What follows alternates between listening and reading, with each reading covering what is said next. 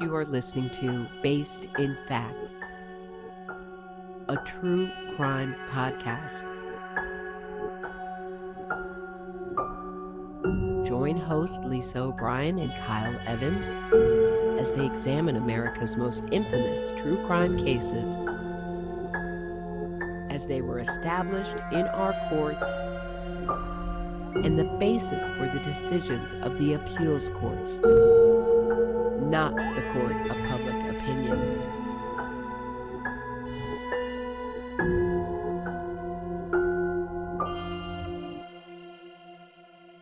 Here's Lisa and Kyle. Welcome to season 2 of Based in Fact, a true crime podcast. I'm your host, Lisa O'Brien, and I'm joined today by the charming, wonderful, and talented Roberta Glass of the Roberta Glass True Crime Report, who graciously agreed to sit in for Kyle, who's traveling today. This is episode 13, State of New York versus Ronald Joseph Defeo Jr. and the Amityville Horror at 112 Ocean Avenue. We'll talk about the murders of the Defeo family, Defeo Jr.'s changing stories, his trial and conviction, and the claims made by George and Kathy Lutz, who bought the house in December 1975, which resulted in the book The Amityville Horror by author Jay Anson. We'll also talk about the controversy surrounding the Lutzes' claims and the allegations by Defeo's trial lawyer, who claimed the whole thing was hatched over multiple bottles of wine with the Lutzes. And good afternoon, Roberta. Thank you again for sitting in for Kyle with me today.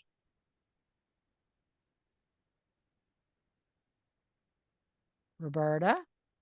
Oh, Hi, dear. thank you. I just lost sound. I'm sorry, Lisa. Oh, that's The sound okay. just went out. I'm sorry. Thank you for having me. So this is when I heard from Kyle yesterday. And I thought, well, this case is from New York, so who am I gonna call? Roberta Glass. And thank you again. Thank you. Thank you for having me. This whole case is really notorious in the whole tri-state area. So New Jersey, New York, and Pennsylvania, Mhm. sort of border. You just could not grow up the time that I grew up without knowing about this, reading the book, seeing the movies. It's really a sensational story in a way that I don't think it has some kind of equal or counterpart. Mhm. I totally agree. And it's funny because when I was a teenager, I read all the books, and I did believe the story. But then, as I got older and I saw more about it, I started having a little bit of skepticism, and now I'm on the other side of the fence. So, but we'll get Yeah, into that as we go. So, it's amazing. It's an incredible story. mhm. Incredible story. Yeah, twisted story as well. Mm-hmm.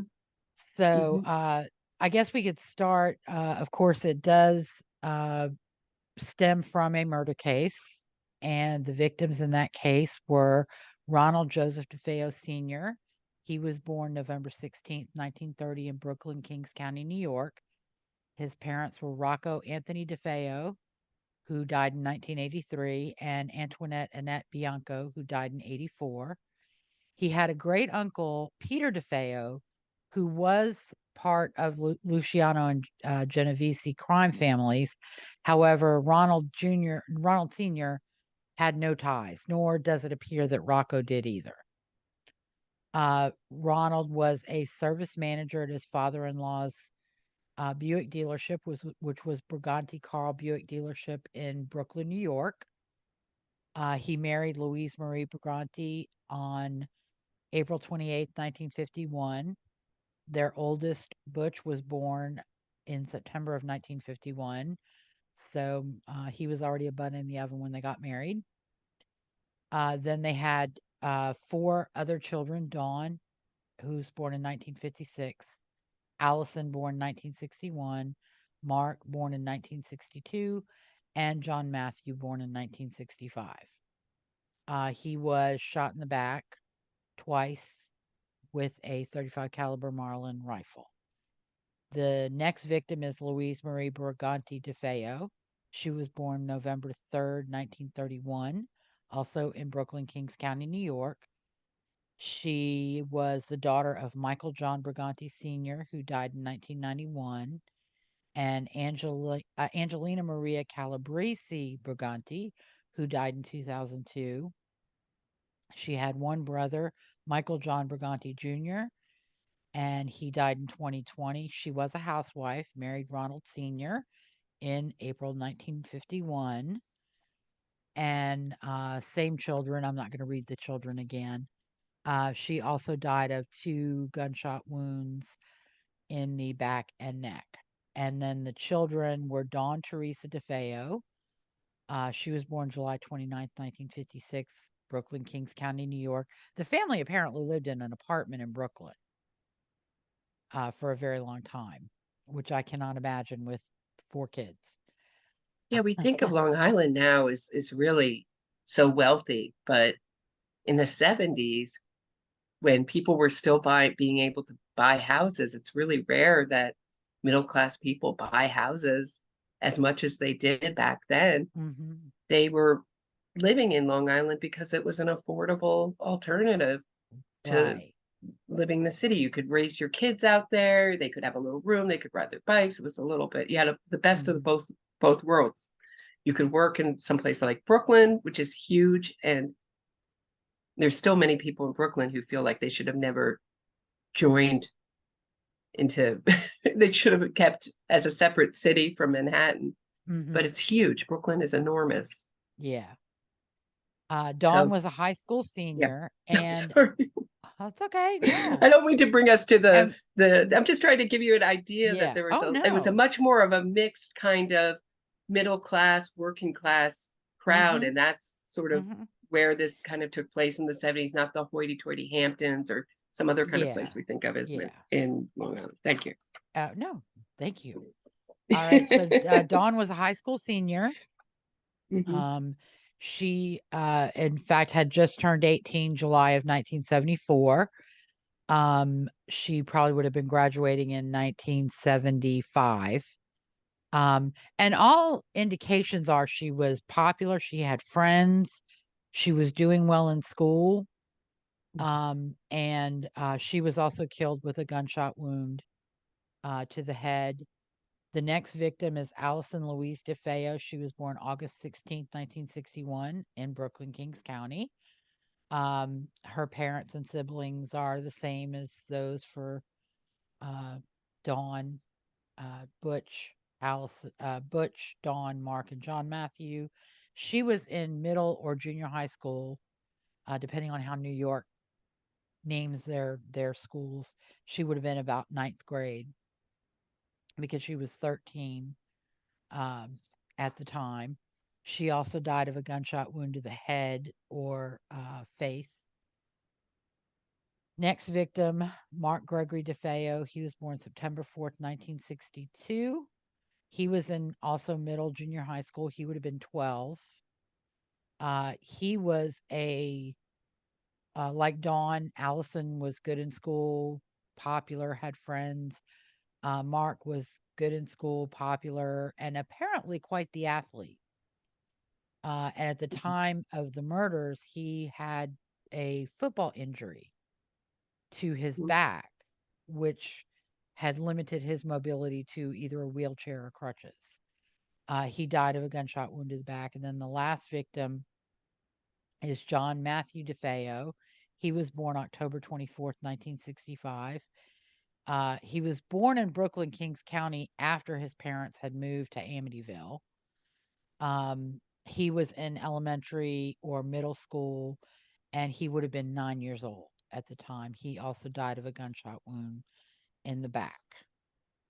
The perpetrator was Ronald Joseph Butch Defeo Jr. He was born September 26, 1951 in Brooklyn, Kings County. He was the oldest child of Ronald and Louise Defeo. He was a high school dropout. He'd been expelled, although the reasons for that were unclear. He was a gopher or errand boy for Bugatti Carl Buick in Brooklyn, New York. That was his grandfather's Buick dealership. There are claims that it had some tie to the mob or mafia, but I mean, a car dealership, even in the 1970s, was a lucrative means of employment without criminal activity. They had a service department, so they did service on vehicles. There have been sources that claim Butch was a mechanic, but I never found anything official that identified him as anything more like a gopher errand boy. He probably washed cars, detailed cars, ran errands for the dealership, etc.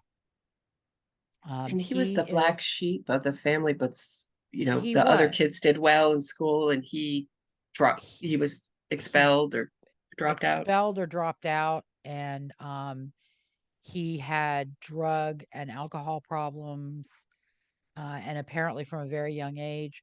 Now, there is some contemporaneous sources who say that his relationship with Ronald Sr. was very volatile, and that Ronald Sr., perhaps when he was a child, was abusive. Although by standards of the 1960s and 70s, it was probably not seen as Right. anything Mhm. beyond normal, whereas now we recognize it as abuse. A very different time. No seatbelts in cars, just coming in. And I think I weren't mandated. No car seats. I We hate to played say on this. concrete. I hate to say this, but based on what I saw of Ronald as an adult, if he was halfway like that as a child, his father probably didn't beat him enough. He's the most unlikable character, Oh my God. and yet we can talk about it, but Yeah. he just can't finesse. He goes from one. He just lies with such Mhm. ease and And not blames. well. Mhm. Not well, because half of it doesn't make a damn bit of sense. And we'll get into No. that a little bit later. So, he was a drug addict. He also was diagnosed prior to his trial with antisocial personality disorder. He was married apparently 3 Psychopathy. times. Excuse me, Lisa. Yes. Sorry. Yeah. Antisocial personality disorder and psychopathy are kind of hand in hand. Yeah. He was a sociopath, put it that way. Most definitely. He was allegedly married to Geraldine Gates. He tried to claim they were married in 1973 at one time because it would benefit him to have been married to her and living with her and not at home with his parents. But every stitch of information from 1974 completely refuted those claims. He did actually marry her in prison in 1989. They divorced in 1993. He married Barbara Pucco in 1994. They divorced in 1999. And then he married a woman named Nissa Burkhalter in 2012. They divorced in 2015. And I have a feeling that each of those women were not getting him out of prison and ceased to be of any use to him. Exactly. And so the divorce, or they weren't giving him enough money, etc. Yeah. He had prior crimes. He had a conviction for theft of an outboard motor. I had found something about an arson of a boat to try and cover. It was a boat his family had given him, his parents had given him, because those dumbasses spoiled the boy. And he was trying to cover up something he'd done, but he was never charged or convicted with it. And then there was also a staged robbery of the car dealership of either payroll or a bank deposit on November 1st, 1974. And I, to this day, believe that this was the come to Jesus moment for Ronald Sr., who decided to kick Ron Jr. out. He was 23. We'll 23. Yeah. 23, living at home, and his parents providing him a job, and he would get paid even if he didn't go. So, Yeah. I mean, why go? So he just And seems like so spoiled. Ronald Jr. died on March 12th, 2021 in Albany County, New York, and we'll get into that a little bit more later. Okay. So the crime, November 13th, 1974. The victims again were Ronald Sr., Louise, Dawn, Allison, Mark, and John Matthew. The crime occurred at 112 Ocean Avenue in Amityville, New York, and that was in Suffolk County. The family moved to the house, which was a Dutch colonial, in June of 1965. They wanted to move the 4 children from their apartment in Brooklyn. And at the time they moved, Louise was expecting John Matthew, the 5th child. He joined the family on October 24th, 1965. At the time, or at some time after they had moved into the house, Ron Sr. apparently christened the property High Hopes. Ron Sr. was a service manager at his father-in-law's Buick dealership in Brooklyn, while there's some speculation about Ron's salary and there are libelous accusations about his honesty, including claims that he was stealing from his employer, the Rileys, from whom they bought the property, had only paid $35,000 for it in 1960. So that makes it unlikely that their asking price for the house, given that they were going through a divorce, was going to be what 1970s or late 1970s, early 1980s property prices became in New York. Because Right. what year did property prices start going through the roof? Do you remember? Around then, exactly Yeah. around then is my understanding. Yeah. So Late 70s, early 80s. So in 1965, it's more likely than not the Rileys wanted to get back any equity they had, and they wanted to pay off any mortgage they had, and they maybe wanted to make a small profit. But again, they're going through a divorce. They may have been Right. happy just to break even. Exactly. And there are claims about Ron Sr. stealing from the dealership, but those claims were often made by Ron Jr., Butch. I'm going to call him Butch, or his advocates. And so I would say BS. There's no evidence that Ron Sr. was ever tied to anybody in the mafia other than his uncle. He was, nor was Michael Briganti. I mean, Defeo liked to claim that kind of shit, but there's no proof of it. And none of that was developed during the murder investigation. Right. For 9 years, the family lived relatively peacefully in the house, except for Butch, who was the black sheep.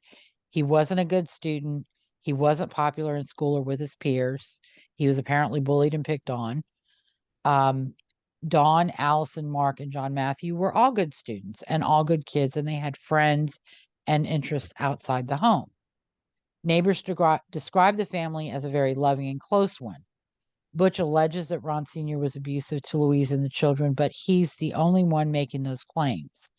Ron Sr. was probably raised by parents who believed in spare the rod, spoil the child, and he likely felt the same about his troubled and troublemaking eldest son. Butch also displayed violence toward his sibling and peers, which troubled his parents enough at one point that they turned to a psychiatrist. Butch was passive aggressive with the doctor, who was consequently unable to help him because, true to a sociopath, the problem is not him, it's them. Right. They take no responsibility at all. It's everyone else's fault. And they see it as a game. And there's actually one study that showed that they just get more manipulative, more psychopathic in therapy. It's like a game to them, and they learn how to manipulate people more. See The Sopranos. Yeah. It talks about that study and sort of shows how that can happen. Yeah. So Butch turned to drugs and alcohol using LSD, heroin, and amphetamines. He was expelled from high school at age 17, and by 18 went to work at the dealership with Ron Sr. Between his salary and the allowance his father gave him, Butch made a good living for an 18-year-old still living at home with his parents, who paid for anything and everything he wanted. He had a car, he had a boat, he had clothes, he had rifles and weapons, which was a huge mistake on their part. Butch was also paid whether he worked part of the day or not at all. Not satisfied, Butch supplemented his income with thefts. In September 1973, Butch and a friend stole an outboard motor from the town dock using Butch's boat in the theft. On December 14, 1973, he was convicted of petty larceny and sentenced to 1 year's probation. In April of 1974, a girlfriend reported him for using drugs, and he was placed on a special narcotics probation, which also may have been a factor in his decision to slaughter his entire family. He may have been getting ready to go to jail. Butch was also violent inside and outside of the home. He pointed a rifle at a longtime friend while the two were out hunting. Later, he asked a friend why he'd left the hunting trip so soon. I'm sorry, the sound. Yeah. During a fight between his parents, he pointed a 12-gauge shotgun at his father's head, threatening to kill him. When Butch pulled the trigger, the gun failed to fire, which saved Ron Sr.'s life. And Ron Sr. apparently found Jesus on that day. And I think Ron Sr. also started recognizing that Butch was not right, and that he and his family were in danger. On November 1st, that really tipped it all off. I mean, that the whole robbery, that's what the whole robbery of the or the faked robbery that he set up at the dealership really sprung this all off, sprung him killing his entire family all off. And it was Butch's failure to cooperate with the police. If this were really a robbery, why wouldn't he cooperate? Exactly. And more likely than not, Ron Sr., I can only speculate, but Ron Sr. was probably thinking, what is his father-in-law, who didn't really like him too much when he and Louise got married, what is he going to think? Is he going to think I was in on it? Is the little shit going to tell him I was in on it? Because Butch is claiming, Butch claimed for many years that Ron was skimming from the dealership, even though there's never been any proof of that, and he never made those claims in 1974. So this was like a really just like a bad. They were taking the deposit, which Ron Sr. actually, whoever sent them off with the deposit, Ron Sr. got mad at that person, like, why would you do that, you idiot? They had $1,800 in cash and $20,000 in checks. They disappeared for 2 hours and then came back and claimed that they were robbed at gunpoint while stopped at a red light on their way to the bank. And I seem to recall at one time that they were somewhere in Coney Island or somewhere near Coney Island, which I don't know geography way of out New York. Brooklyn. Yeah, way out by the water in Brooklyn. When police sought an explanation of the 2-hour gap between the time they left and the time they returned after being robbed, Butch didn't have an explanation. And so when he couldn't come up with a lie fast enough, he became belligerent. And that actually led Ron Sr. to step in and ask police to take it easy on him. By mid-November, Butch's failure to cooperate with investigators had angered Ron Sr. When Butch refused to go to the police station to look at mugshots in an effort to identify the alleged robber, Ron Sr. confronted Butch at work. In response, Butch threatened to kill him. Again, I really think that was the final straw for Ron Sr. I think he finally started to see through Butch and Butch's lies. And I also think that he saw this as a final betrayal and thought, why am I doing all these things for this kid who just keeps stabbing me in the back? And I think it may have led to him saying, okay, find someplace else to live. You're not going to live here anymore. Right. This is, very similar to the Menendez brothers. who Mhm. were adults living in their father's, their parents' house, and they were stealing and getting in trouble with the law, and they were very impatient about getting their inheritance. And many Mhm. people think that DeFeo killed for the inheritance. Yes. And I believe that. I believe that that was his motive as well. In addition to just being antisocial and just pure hatred for everybody. Oh Because yeah. his siblings were everything he wasn't. His siblings had friends, they did well in school, they were Yep. popular. Mark was a good athlete. These are Yep. all things that Butch failed miserably at. He's a total failure, and he continued. That was a pattern. Mhm. Even as a convict, he failed. He just every lie was terrible lie that failed legally, as you Mhm. pointed out before we began recording. I mean, just one one ridiculous lie after the other, and you would think that a more rational person would think, "Oh, I have to start thinking out my lies a little bit better. Let me strategize." No, they're just one ridiculous, convenient lie after the next, thrown out, rejected, that gets Yeah. them nowhere. And you will I think the thing that I observed in the multiple interviews that I watched of him were he was not smart. Mm-mm. Not even sometimes people who don't have the book smarts have a craftiness, Mm. and he didn't even have that. It was just And like whatever comes out of his mouth, there's no thinking it through. and also there's a huge age difference between the mother and the father. So the mother's born in there's a 21-year age difference. So I what I've observed about No, the mother and sometimes father were a year apart. no, did I read that wrong? Yeah, Louise was 51. born I in read 31 51. I and read Ronald was 51. born. I Oh, no, read no, 51. that's Then that's my error. Ron Sorry. Jr. was born in 51.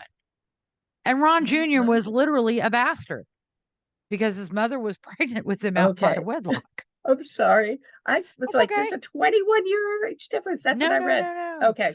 No, the Okay. mother I'll and rephrase. father were contemporaries. Um So and there goes that Louise was theory. actually a beautiful woman. She could have modeled, and that she apparently had some tie with Mel Torme, but there's not a lot of information about her. And apparently she and Ron Sr. started going out and had a brief courtship, and then she was pregnant and they got married. Her parents wouldn't have anything to do with them because they didn't approve of Ron Sr. And then when Butch was born, then her parents kind of softened and welcomed the first grandchild and Ron into the fold. And Ron, the father-in-law, did give him a job. So after he was And given the riot act to move out of the house, he just started preparing to for this murder by well, I buying that think gun. Is that what you think happened? well, no, he was a gun collector and he was a gun nut. So he had a lot of guns. He had recently acquired a 35 caliber Marlin rifle, but not necessarily specifically for this. Okay. But he did stay home with alleged stomach trouble on November 12th, 1974. He was home all day. On the night of November 12th, 1974, most of his family went to bed, and they were in bed by 10 p.m. But Butch stayed home from work that day, sat in his room waiting and planning. He chose the 35 caliber Marlin rifle that he'd recently bought. At 3 a.m. on the morning of November 13, 1974, he moved through the house, starting in his parents' room. He shot each of his parents twice, his father in the back, his mother in uh, back or neck. Investigators believe that Louise was awakened when Ron Sr. was shot, but she only had time to lift her head slightly before being shot herself. Next, Butch went to the rooms shared by his brothers Mark and John Matthew. He shot each of them once in the back. Like her mother, investigators believe that Allison stirred and looked up at Butch as he entered her room. He shot her in the face. Finally, Butch returned to the third floor and shot his sister Dawn in the head. It took Butch only 15 minutes to annihilate his family. The only noise reported by neighbors in the aftermath was the sound of the Defeo family dog Shaggy barking during the time between 3 a.m. and 3:15 p.m. And that's one of the things that has been raised to say more than one person must have done this is that nobody heard gunshots. And the Marlin is a very loud weapon, and so they should have heard gunshots. Well, it's November. It was mild temperatures, but the temperatures were in the 50s. So the windows of the house are going to be closed, and the heater's probably going to be running. Except that some of you New Yorkers like polar bears, and you don't turn the heater on till it's 30 degrees. Right. But then they're all on their stomachs. So I mean, it's just did he come into the room and say, I don't think so. It's just that they were all. I think that they slept on their stomachs. Right. And it's 3:00 in the morning, so they're going to be in their deepest sleep. Right. And that was a time when babies were put on their stomachs to sleep in their crib. Yeah. So it's a very sort of primal for them. Now there is a claim that he did tell Mark and John to turn onto their stomachs. But I mean, yeah, Mark and John Matthew to turn onto their stomachs. But I think that it's 3:00 in the morning, they're in their deepest sleep, and that may have been the position they chose. Like, I can't sleep on my stomach and I can't sleep on my back. I have to sleep on my side. But I'm in my 50s. Right. When I was a kid, I slept on my stomach a lot. Right. Because we were put on our stomachs as babies. Yeah. Yeah. But the other thing for me is that the windows would have been closed. Yes, the rifle's loud, but is it possible? One of my theories is the dog baying and howling, which is what the neighbors who heard him described, that might have masked the report of the gunshots.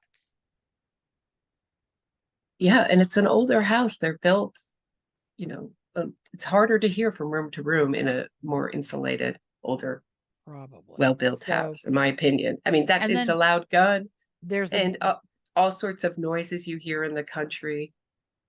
Well, they're in a village, which is actually they're pretty close to their neighbors. Right. But there's another cars theory driving by, right, backfiring. I don't know. I'm just saying you're getting used to a certain amount of noise. Mm-hmm. Is it that level noise that you're used to at night? I don't know. Right. But there's also another theory that I heard on one of the documentaries that I recently watched, and that is initially this was thought to potentially have been related to a mob hit targeting the family specifically. So would neighbors not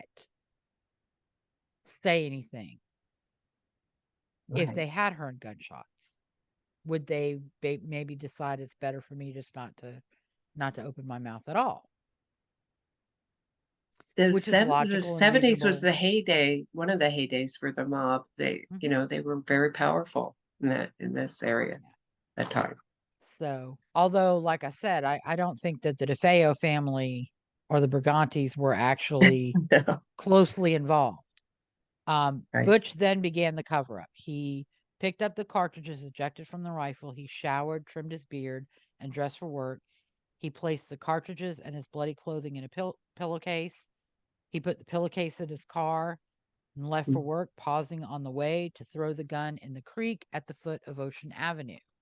He pitched the pillowcase and other evidence into a storm drain in Brooklyn on his way to work, where he arrived by 6 a.m. Butch spent the day crafting his alibi. When his father failed to show up for work that morning, Butch called the house and let everyone know that no one had answered. He called home a few more times, then claimed he was bored and left work. He then spent the afternoon shopping with his girlfriend, who was named Sherry, not Geraldine.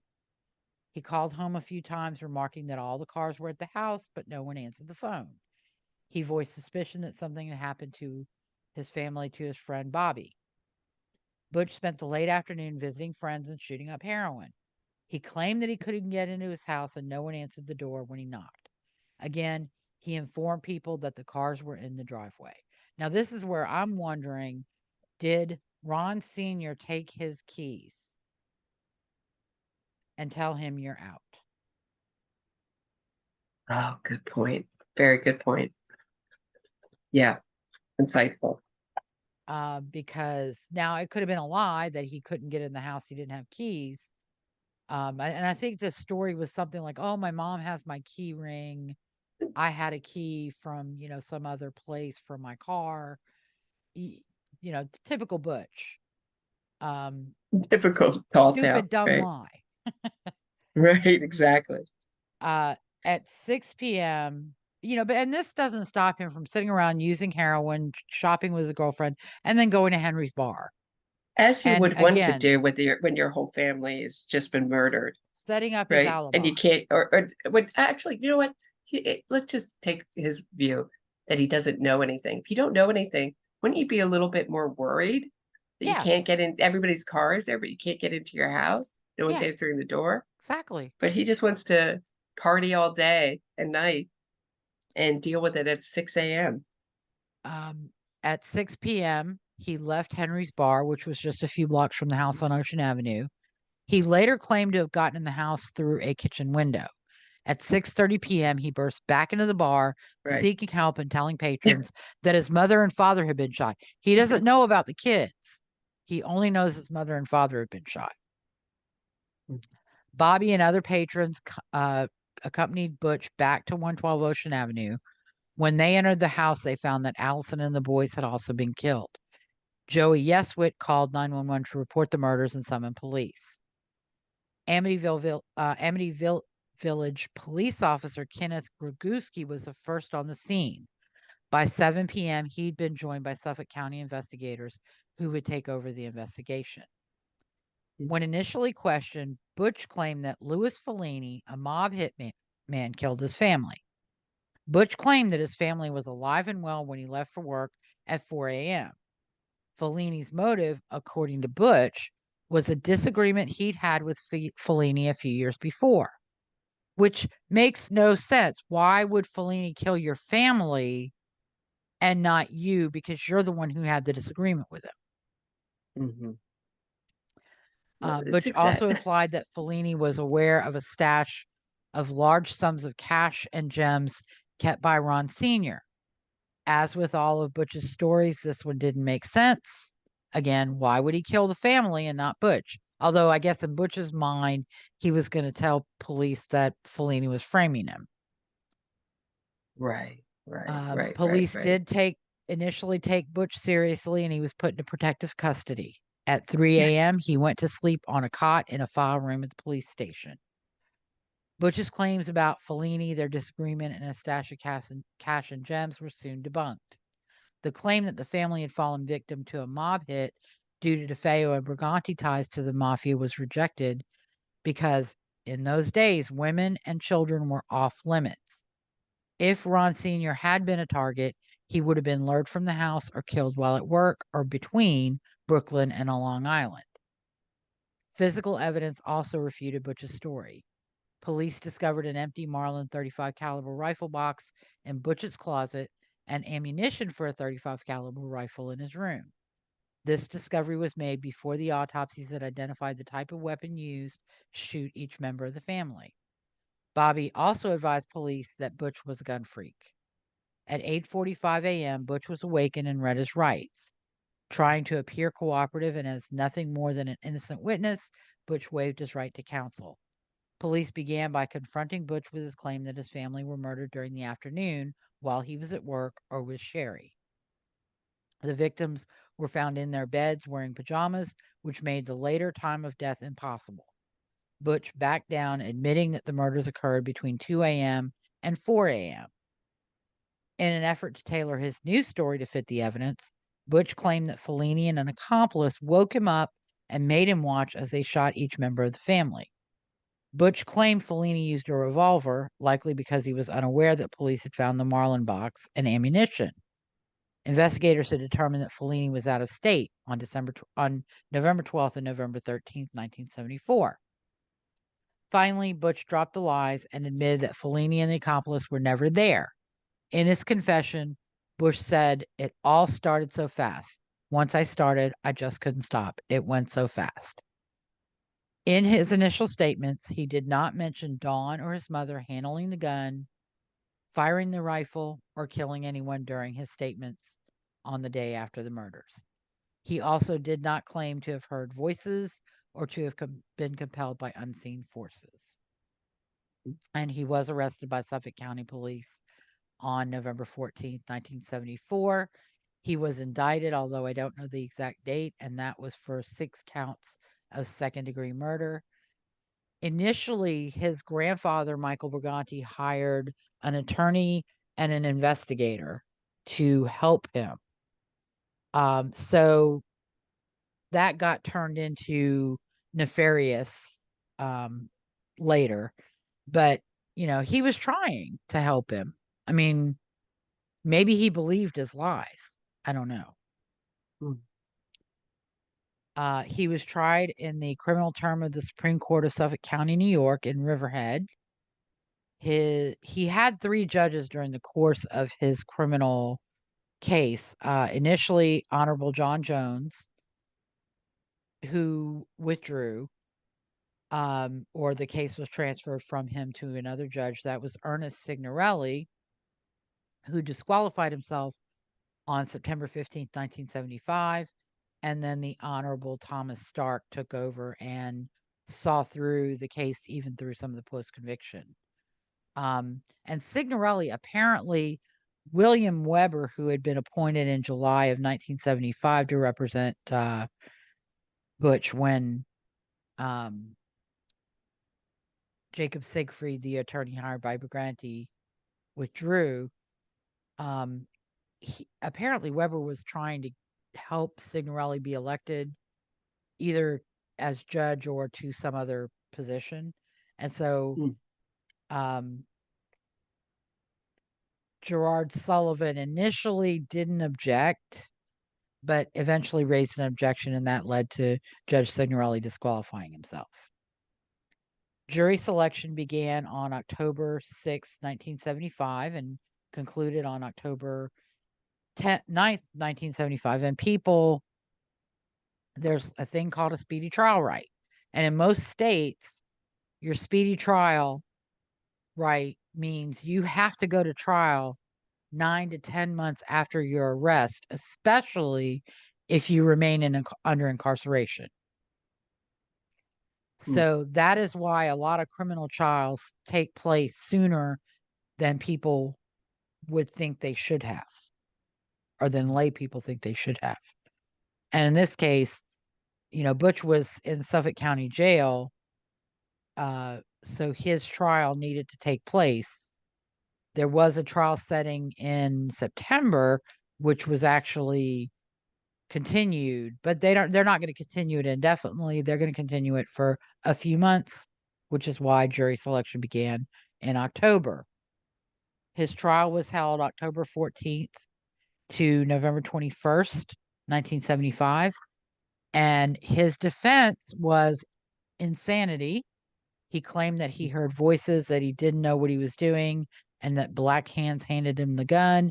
He also claimed self-defense, alleging that he heard his family conspiring to kill him.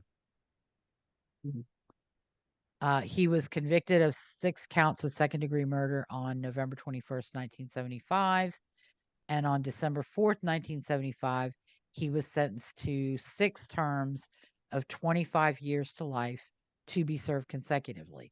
That means when he served 25 years, he became eligible for parole on the first case. He would have to serve another 25 years on the next case. Right. And in one of his appeals, he said it was cruel and unusual punishment. Yeah. Now we of course have to talk about 112 Ocean Avenue because it became a player in this story within a year of the murders. The house was initially, there are some claims that the house was built in 1927.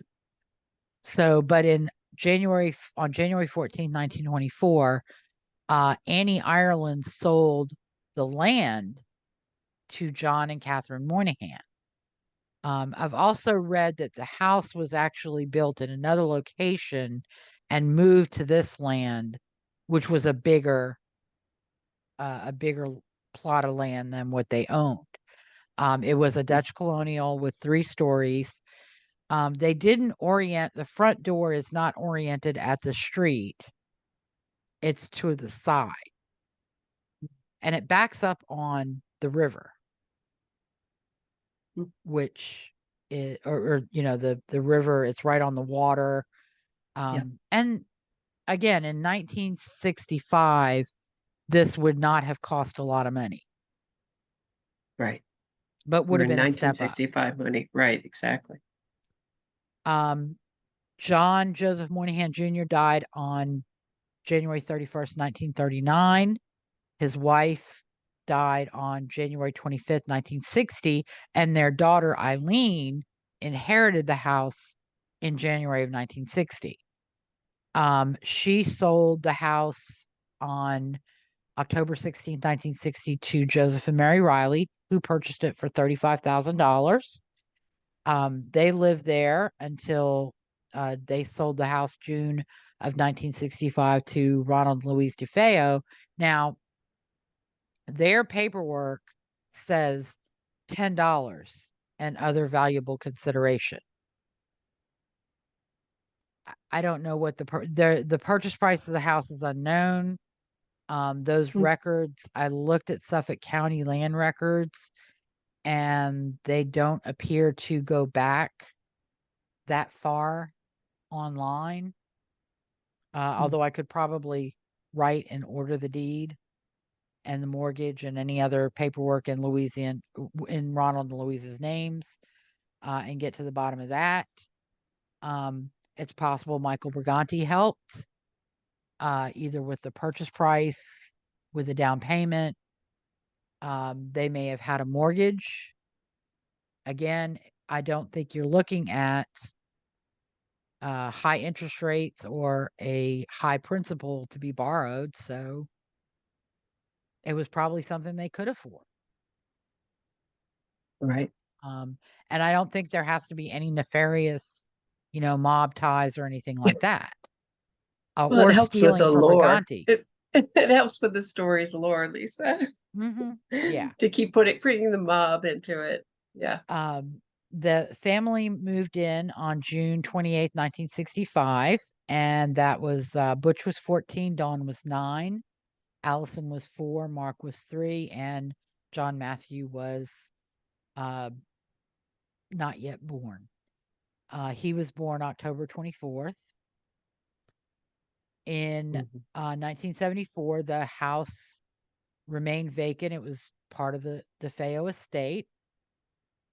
In July of 1974, George Lutz married Kathleen Teresa Quarantino, and he also adopted her 3 children from her first marriage, Daniel, Christopher, and Melissa.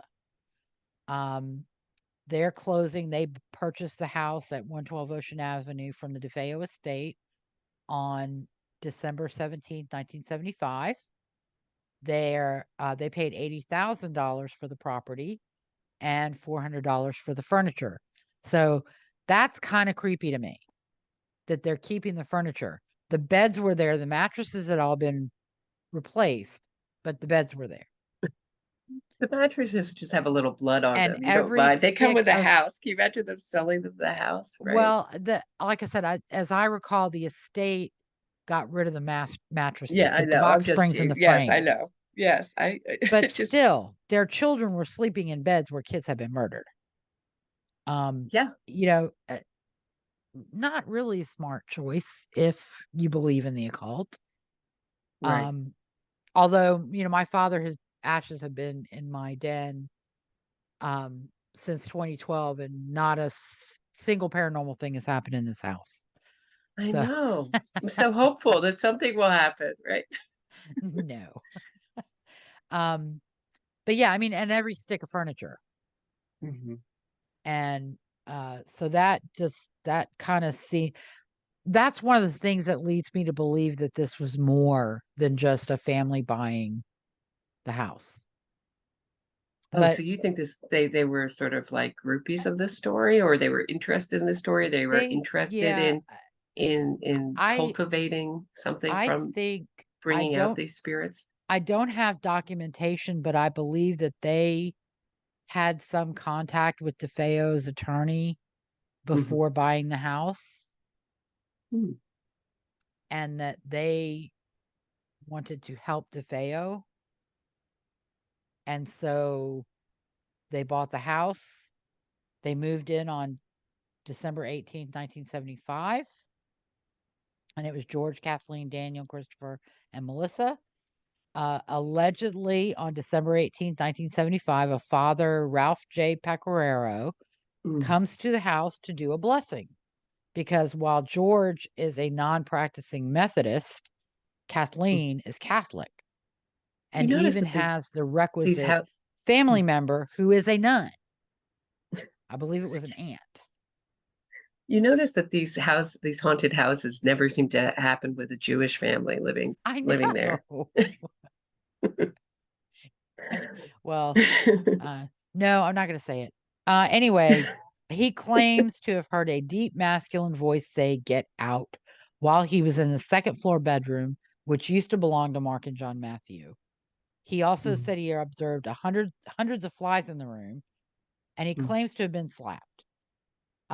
He told George no one should sleep in that room, but there are inconsistent statements about how and when that bit of information was conveyed.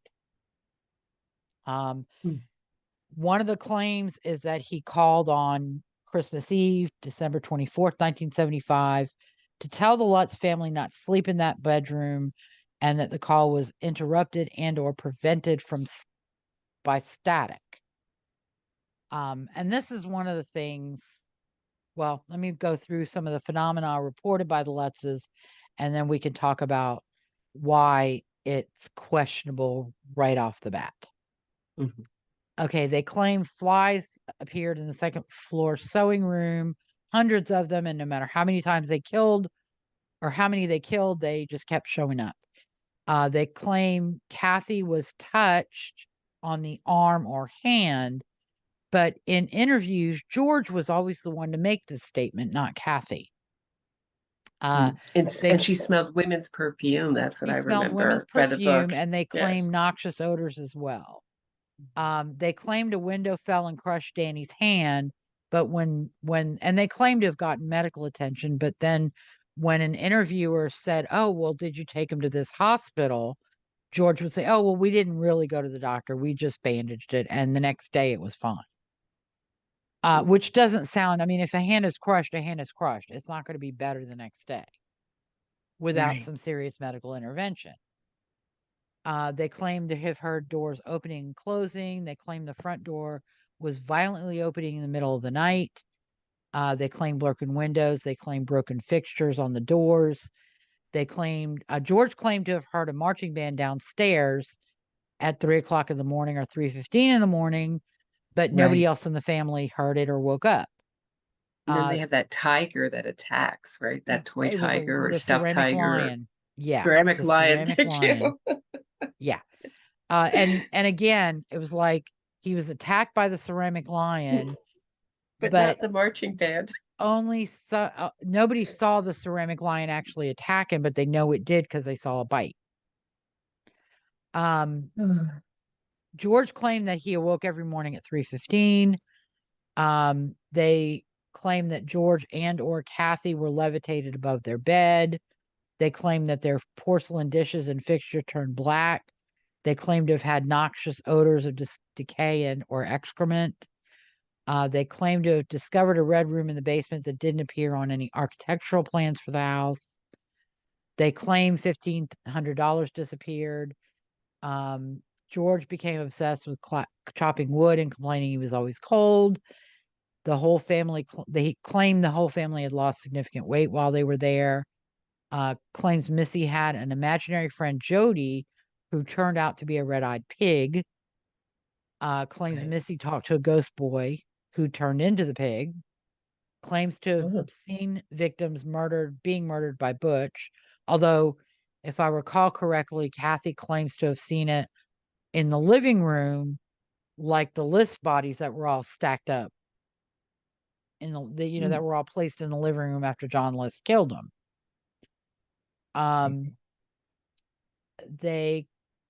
George and Danny claimed to have seen the boathouse door violently slamming up and down, but sometimes it was the garage door, and they claimed to have tried to stop it by grabbing it and being lifted by it. They claim the family dog Harry tried to hang himself to escape his pen, which was near the boathouse. Even though the boathouse was in no way, shape, or form ever involved in the murders. They claim to have tried to perform a second blessing attempt in January of 1976, which was too frightening to account, although they have said that they heard a voice saying, "Please stop," or "Will you please stop?" Which those are some freaking polite demons to the family, weren't they? Because they told the priest, "Get out." But they tell the family, "Will you please stop? We don't like this." Right. Isn't that interesting? That's a really, really good point. They're really nice. They're really polite to the family, strangely, the people telling this, but not quite so polite to the priest. Interesting. And a lot of these things, one of the things, the biggest problem I have now that I didn't really recognize in the beginning in 1977, 1978, when I read the book, is that when you were 12 or whatever. Whatever. 13, 14. Mm-hmm. That no two family members witnessed the same thing at the same time. And the other big thing is a lot of it's not really traditional, like being cold all the time is not equivalent of cold spots.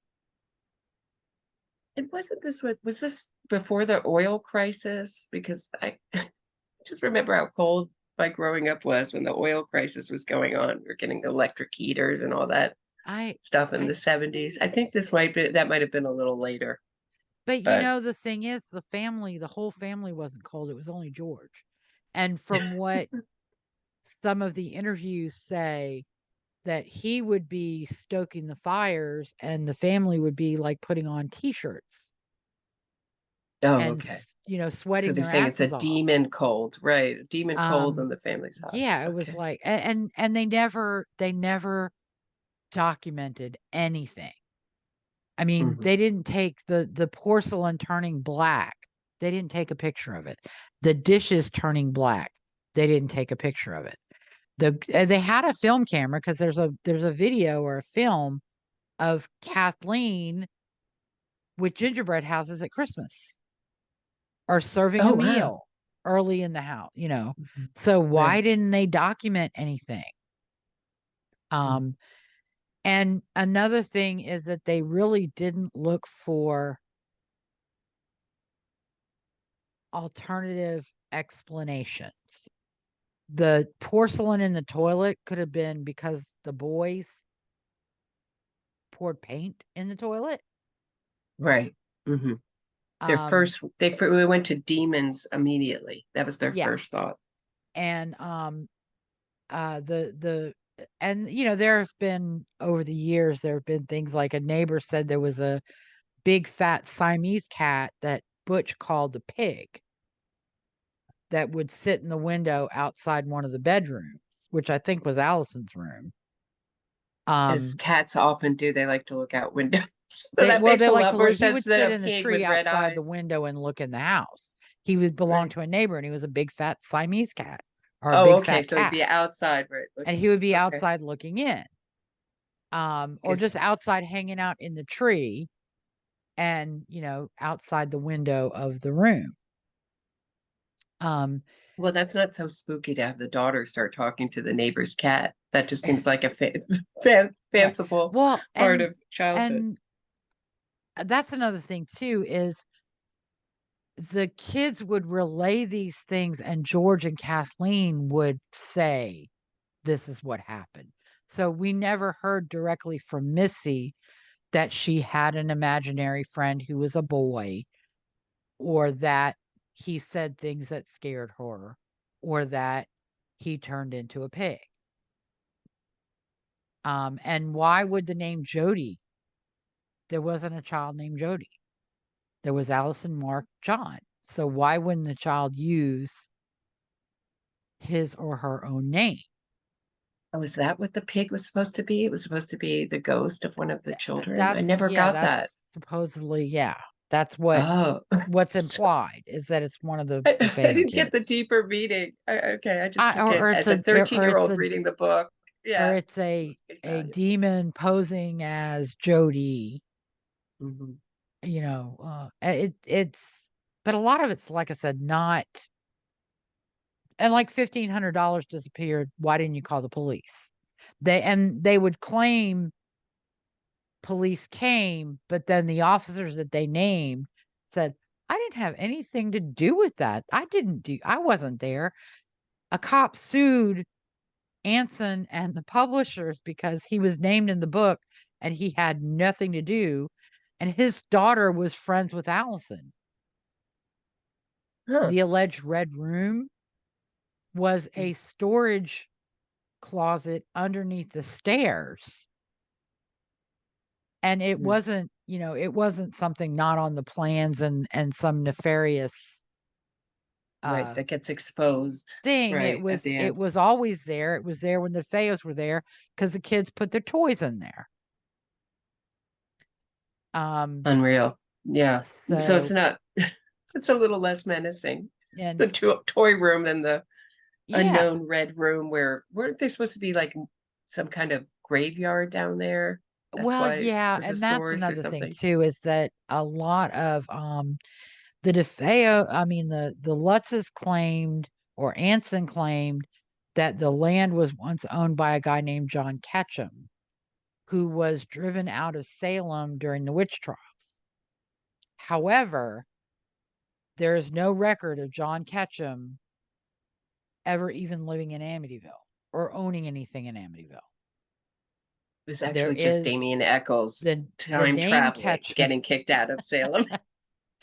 There is a name Ketchum, but it's not John Ketchum, and it's not related to anybody related to the witch trials in Salem.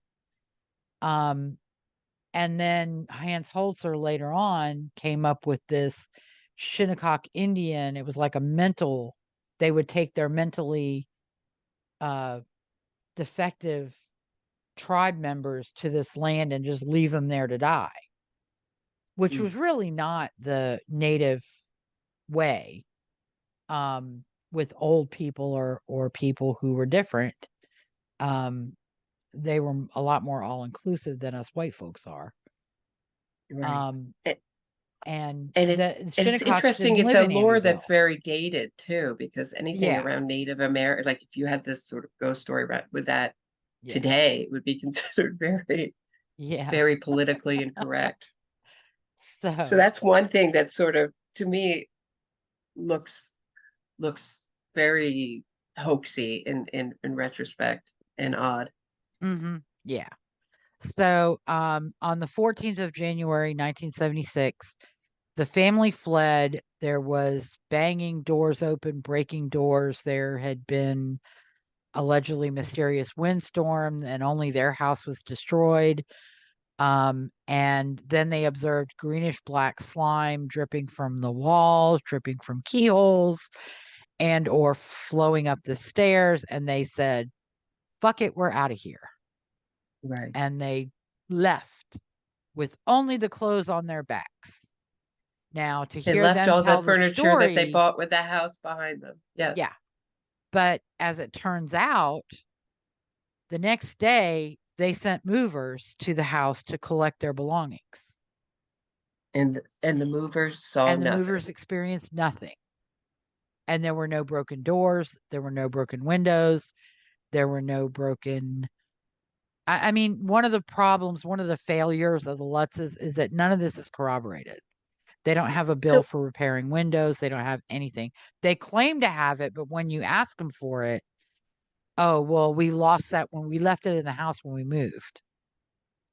Well, you yeah, and supposedly isn't sent it people to get your convenient when stuff. the right, and then when the priest comes to call, that this is the first time and the only time the Yeah. demons get into the phone lines? Right. And Kathleen claims the phone company was out there constantly, but the phone company has no record of ever having been out there, A little bit of a aside from when problem it there. installed the telephone service.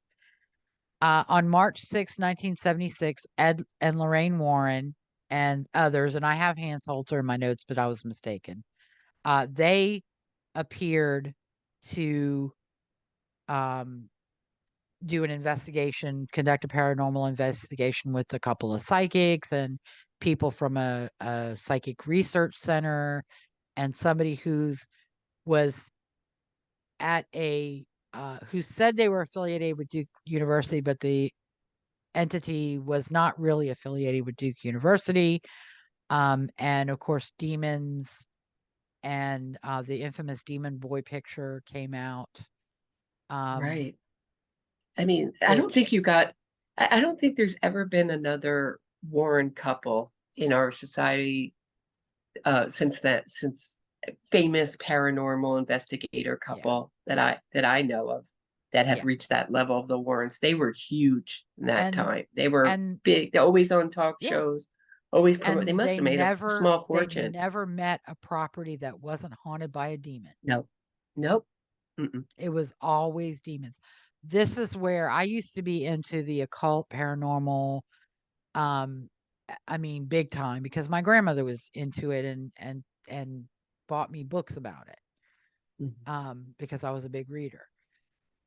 But it was Ghost Adventures that kind of put me off the genre altogether because everything's a demon and everything is malicious Mhm. and everything is out to get you and Right. So no everything one's is coming back dangerous, saying like buy Apple you stock know. or they're Right. all it's all menacing, right? Well, I kind of believe this is my personal belief. If you are afraid and if you are anxious, then whatever is happening is going to turn dark because you are feeding it negative energy. Mm. But if you remain neutral and if you are respectful, it will remain neutral and or benign. Mm. So, I mean, because my grandparents, my mother's parents lived in a house. We used to hear noises upstairs. We used to hear noises on the stairs. There was a part of the house that we were terrified of. We wouldn't go there. Um, the only room we felt safe in was my mother's room in the front of the house. So we would literally run up the stairs into her room and close the door. Mm. We were okay in Gary's room if Gary was there, but this other room we wouldn't go into. Well, at some point, I think it was the summer before my grandfather died, I kind of wanted my own space. And even though we all slept downstairs, I wanted to sleep upstairs and I wanted my mom's room, but my sisters Honey, were I'm like, no, if recording. you have it, we want it. So I ended up with the room that was scary, Mm. that led to the back part of the house that was even scarier. And Mm. what I did was basically the first night I was in there, I was scared. I heard footsteps, I heard things. It was not a restful night. The second night, I was like, I really needed to sleep. I said, look, can you please not walk in here while I'm in here? Thank you. And it was quiet and I was able to sleep. Mm. I was Wow, I that's was amazing. respectful, I was calm, and I didn't let my anxiety and my fear take over. Mm. And so it was Interesting. okay. I mean, we went screaming out of the house once because we heard somebody walking down the stairs and there was Wow. nobody on the stairs. We were Wow, that playing in is the living room. amazing. That's amazing. Yeah. Yeah. And I mean that was my experience. And but I think when I watch a lot of these shows like A Haunting, Mm. it's like you're feeding it the bad energy that's making it bad. Yeah. If Well, you just, stayed neutral, said hello, goodbye, it would not change. Because it doesn't start off malevolent or malicious. so you Yeah. think you can feed it? Huh. Yeah. Interesting. I mean, that's my theory. That their energy, and they use energy in the environment. And if you're giving them fear and anxiety, and anger, then that's what they're going to get, and that's what's going to direct their intent or their behavior. Mm. So, So but what I I'm could be hearing from totally full of crap.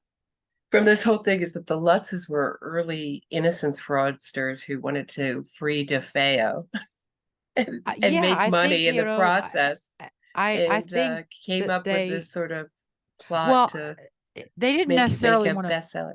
they didn't necessarily want to free him, but they didn't think his trial was fair because they thought that there was something going on in the house, or that they could Right. show something was going on in the house for him. Or maybe they Right. believed, again, they believed Weber when Weber said there was something going on. Right. And Anyways, part of DeFeo's claims about Weber is he wanted to make book money, and yeah, this was, of course, in the yeah. 80s after Amityville Horror was written. Oh, no. It started even before then. Oh, right, that's right. He had that early appeal, Mhm. where he said that he was always trying to make money off of books and movies. Is Yeah. there any truth in that? Yes. So what happened was, they fled, so the property remained vacant until August 29th, 1976, when the Lutzes gave it back to the bank. On Okay. July 18th, 1976, there was a story called Life in a Haunted House, published in New York Sunday News, which recounted the Lutzes' experiences in the house at 112 Ocean Avenue. And that was through the efforts of William Weber, who had been DeFeo's criminal attorney. Okay. Then the bank foreclosed on August 30th, 1976. George and Kathleen then are interviewed by Newsday at the behest of Weber. And George later claims that Weber coerced them into doing that interview on February 16th, 1976. On February 27, 1976, Butch writes to Weber. And in that letter, he assigns rights to the story of events of November 1974 for a movie to Weber. For those rights, Butch's share will be 5% of the first million, 4% of the second million, and 3% of any revenue thereafter. On March 29th, 1976, the Lutzes get a proposed contract among Paul Hoffman, George and Kathy Lutz, William Weber. Hoffman's a writer. Bernard L. Burton, who's another attorney, and Frederick Mars, who I think was an investigator. They want to form HWBM Corp, and they want to distribute the 100 shares of the corporation, 40 shares to Hoffman, because I guess he was going to be doing all the heavy lifting with the writing. George and Kathleen were going to get 12 shares apiece, Weber 12 shares, Burton 12 shares, and Mars 12 shares. What a bunch of fraudsters. Yeah. Shortly after that, there's a parting of the ways. George and Kathy decide to cut ties with Weber, either due to what they believe to be the unfair terms of the HWBM Corporation, which doesn't give them the lion's share that they feel they're entitled to, because they're the ones that lived in that haunted house and went through those horrible experiences or because they learned that Weber intends to share some of the profits with Defeo. In 1976, they're introduced to Jay Anson, who is a writer. They turn over tapes to Anson. Anson uses those tapes, which I believe, if I'm not mistaken, they recorded after they left the house. They left the house and lived with Kathleen's mother in Oyster Bay, I want to say. And then they flew to San Diego and moved to San Diego. On January 14th, 1977 is when Hans Holzer does his investigation.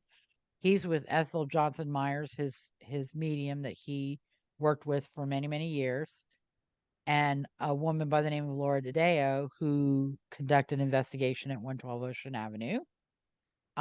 He's the one that came up with the whole Shinnecock Indian story, which is really wrong because it was a different tribe that was on Amityville or on that part of Long Island, not the Shinnecocks. There's no evidence of any Indian burials on that property. I believe it was swampy and it really wasn't of much use to anybody until the English came and moved, or the Dutch came and started using it, and maybe were able to, the Dutch were probably very good at reclaiming swamp and marshland because that's what a lot of Holland is. So then there's a letter on February 1st, 1977 from Weber to Butch, and it notes receipt of Butch's letter advising that they were not answered because Weber had changed firms. He advised that Hoffman had not started the manuscript because no publisher had given him a definite offer, and Hoffman had changed agents.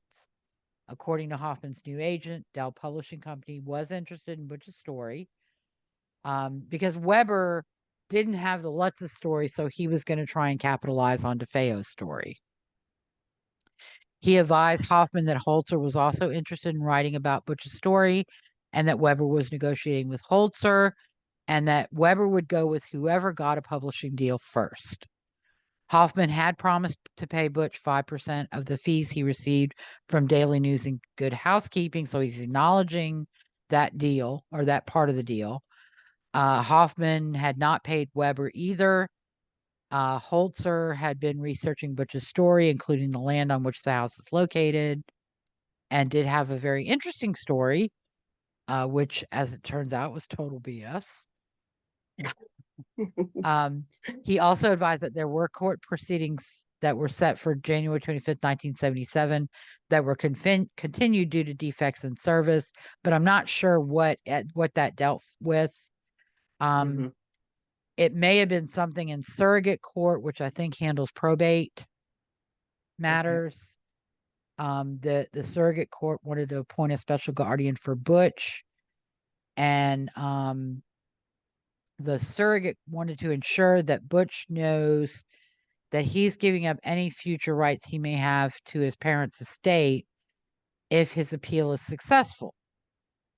And he promises to come see Butch during February, said he'd been unable to make the trip due to the weather, and that many people sent their regards to Butch, including court officers and sheriff's deputies.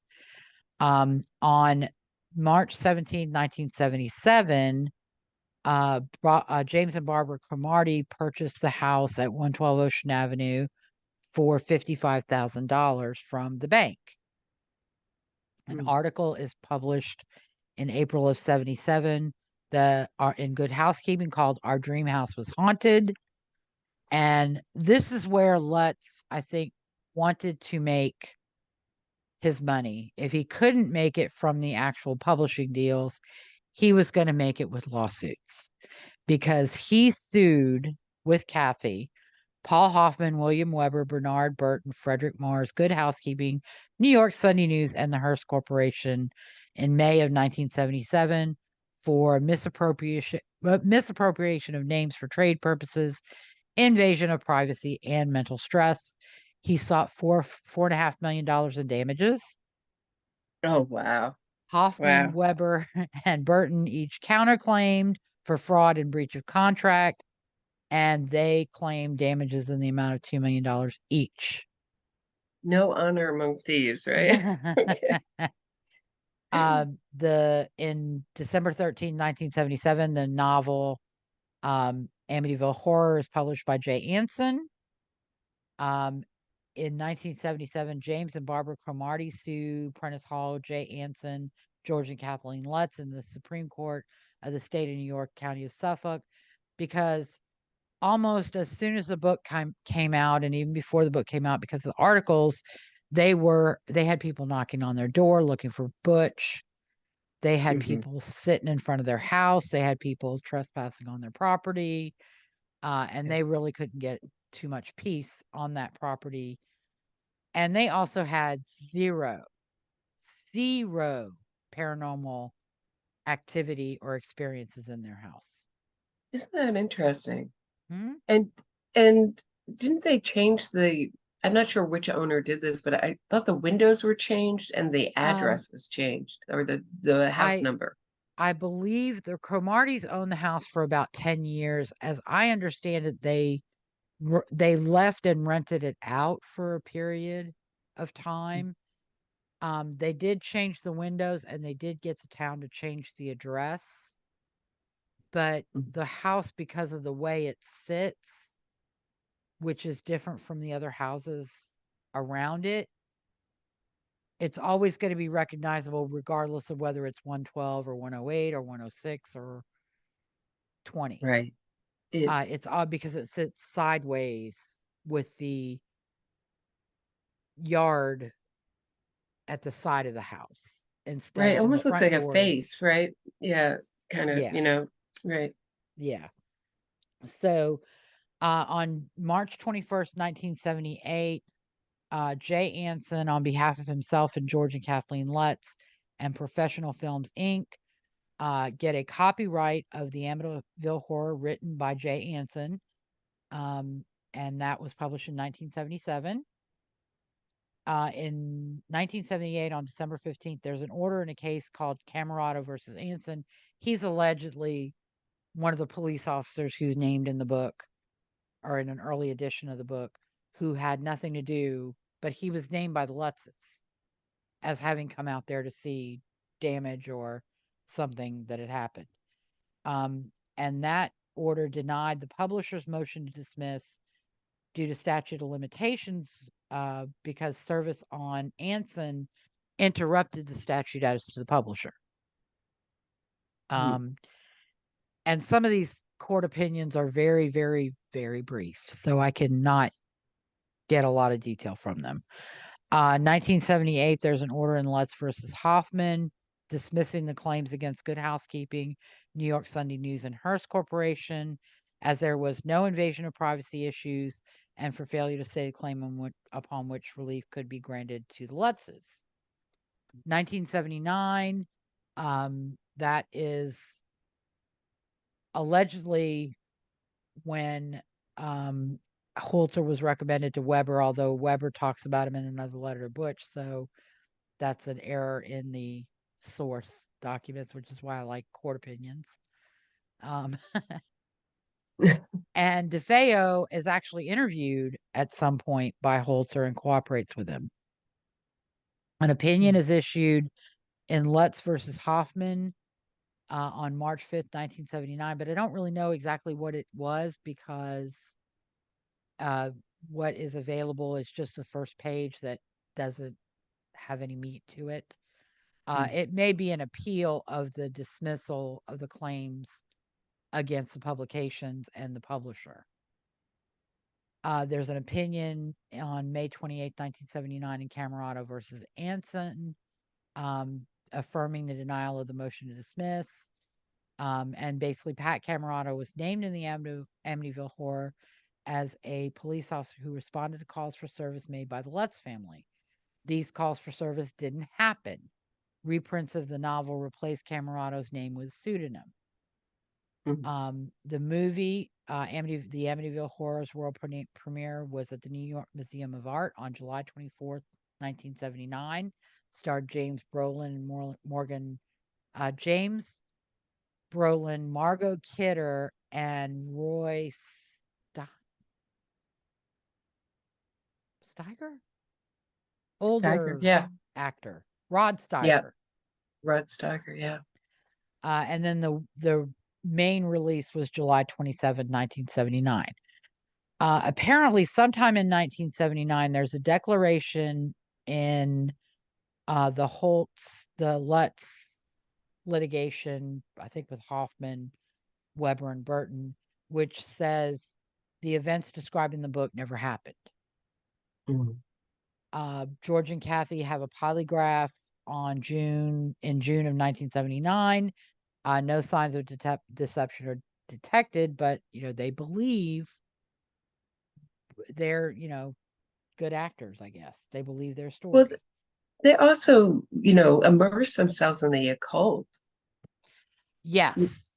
And they're one of the things I read was describing a conversation between George Lutz and himself, where he said he had read, George Lutz was saying in this phone call that he read so many books on the occult that he couldn't nail down the one piece of information he was sharing to any one book because he was so immersed in all of it. Right. And that, I think, we'll talk about that a little bit later, because there have been documentaries. It's always those documentaries. Yeah.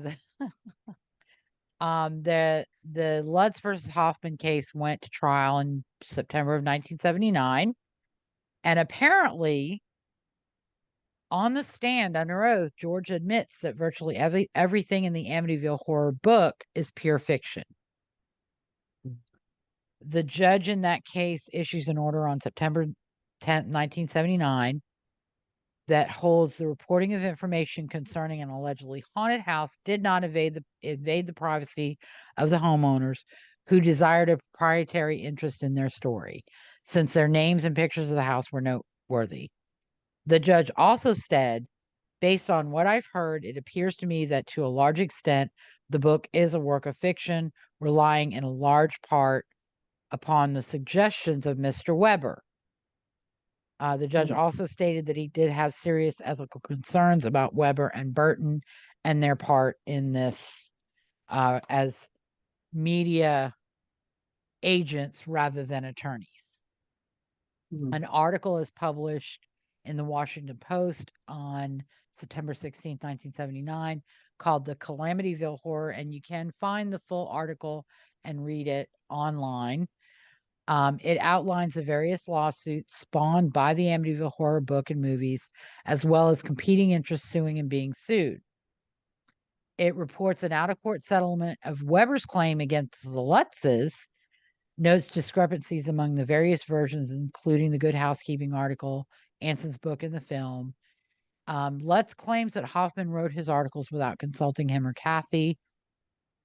It also recounts Weber's claim in an AP article that the story was concocted over several bottles of wine with the Lutzes, in which Weber mentioned details of the Defeo murders that the Lutzes snapped up.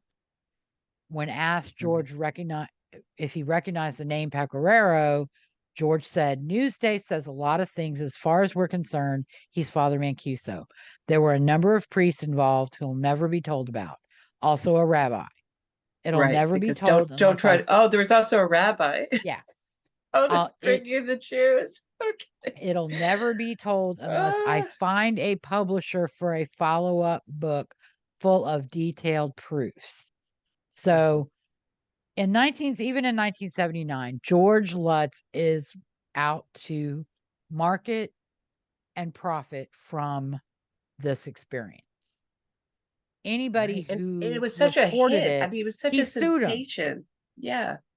It's such a sensation. And anytime you have this kind of windfall, just between the book and the movie, was, I think, the biggest independent movie that year, you're going to have all these lawsuits. And especially when it's built on such what I consider, I don't know, such a questionable story, with such questionable characters involved.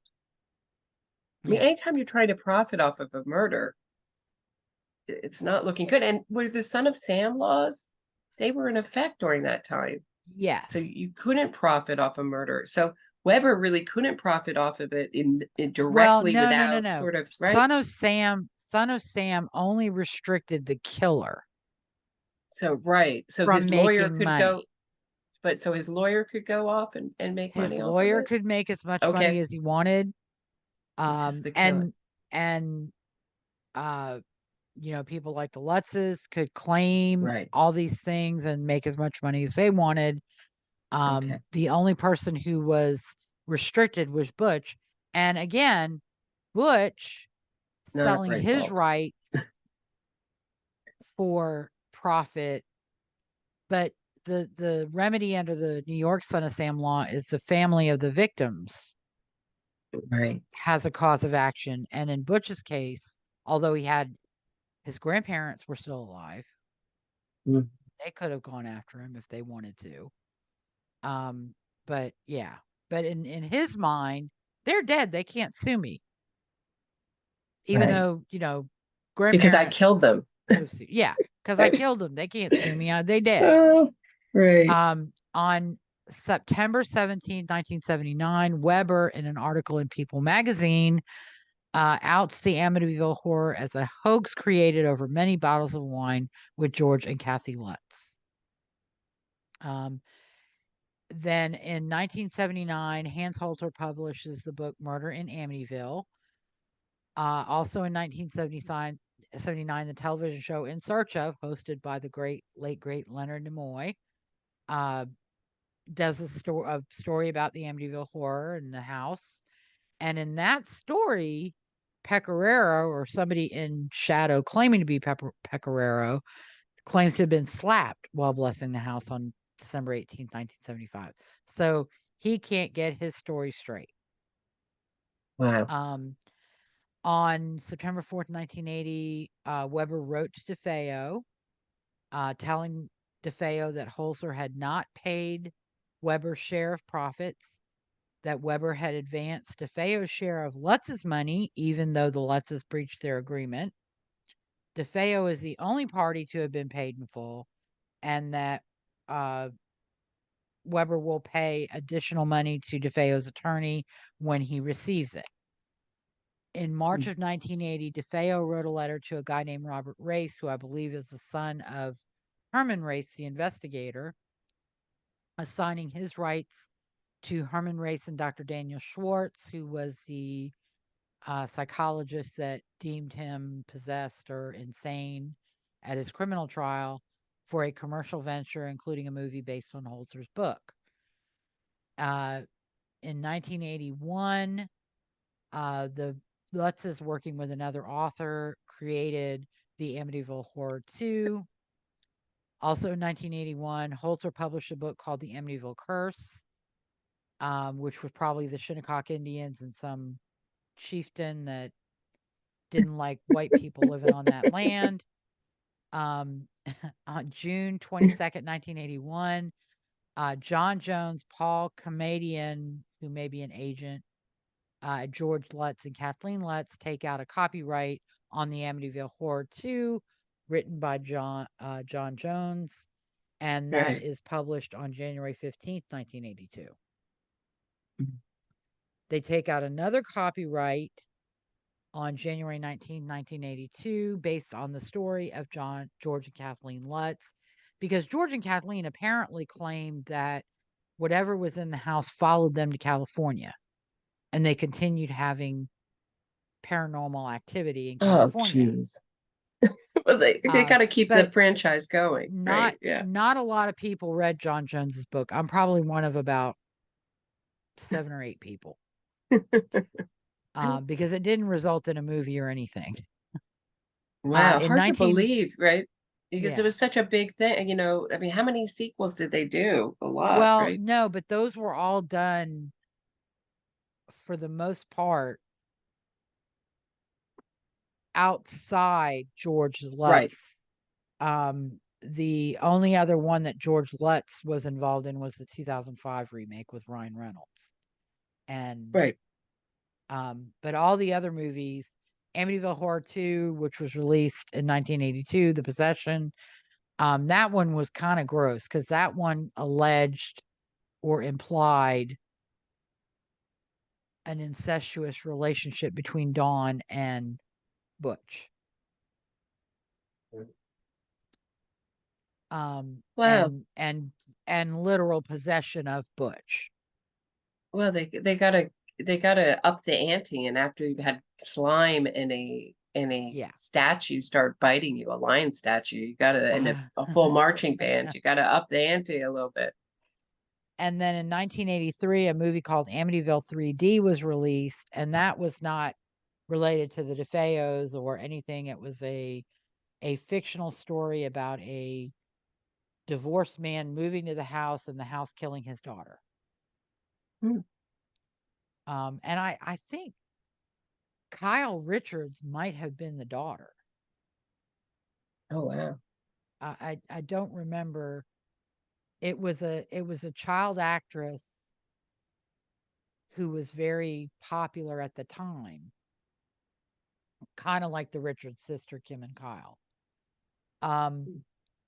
George and Kathleen and John Jones and Paul Kamadian and Gotham Press and Albert Rao, bankruptcy trustee for the Lutzes, sued Dino De Laurentiis Corporation, Orion Pictures, Columbia Pictures, EMI, and Doe's 1 through 30 inclusive, based on the brief media campaign for Amityville 2 that referenced the Lutzes fleeing the house in Amityville in 1976.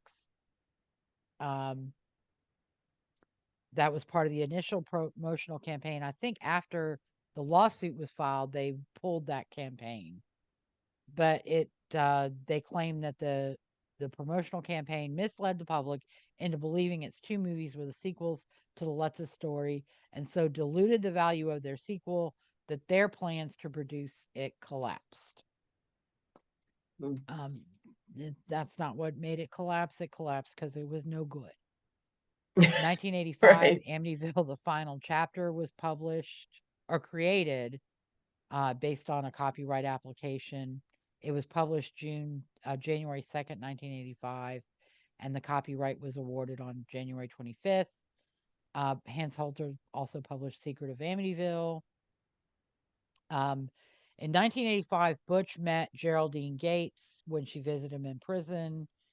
August 10th, 1987 is when the Cromarties sold 108 Ocean Avenue to Peter and Jean O'Neill for $325,000 because the New York real estate boom has happened, and the house they bought for $55,000 is now worth much, much, much, much more. Right. George and Kathleen Lutz divorced in 1988. June 1st, 1988, the Amityville, The Evil Escapes was published. There was an opinion on June 29th, 1989 in Lutz versus De Laurentiis. And this is an appellate opinion upholding the trial court dismissal of the action, or actually reversing the trial court dismissal of the action. On at least one of the causes of action. It says plaintiffs attempt to turn their single cause of action into multiple causes of action based on other legal theories was either improper or surplusage. The sustaining of the demurrer and the granting of judgment on the pleadings was correct as to all counts save one. So this was an unfair competition claim that was reversed and reinstated. The matter is remanded to the trial court with directions to vacate its order sustaining the demurrer to a single cause of action for unfair competition, as pleaded in count 1, and permits plaintiffs to proceed to trial on that cause of action. The plaintiffs are to recover costs on appeal. The concurrence dissent was very interesting, so I quoted it. By this action, the Lutzes, despite having been unsuccessful in earlier attempts to establish that anyone who writes about Amityville invades their privacy and misappropriates their right of publicity, and despite having surrendered to defendants' predecessors an interest in the copyright in the book written by Jay Anson, are trying out yet another theory to preserve unto themselves the exclusive right to tell Amityville tales. The new theory of unfair competition by misappropriation of secondary meaning has no more vitality than the other theories. I would hold that the plaintiffs cannot, as a matter of law, claim that Amityville stories are identified in the public's mind as originating exclusively with them, and since there's no precedent supporting a claim of non exclusive secondary meaning, the trial court properly dismissed the action. It went on to say, in sum, this case is nothing more than an unjustified attempt by plaintiffs to arrogate unto themselves the right to commercially exploit the names of the town of Amityville to the exclusion of the literary, artistic, and commercial worlds. An already overburdened judicial system should not be subjected to protracted litigation of claims that patently lack merit.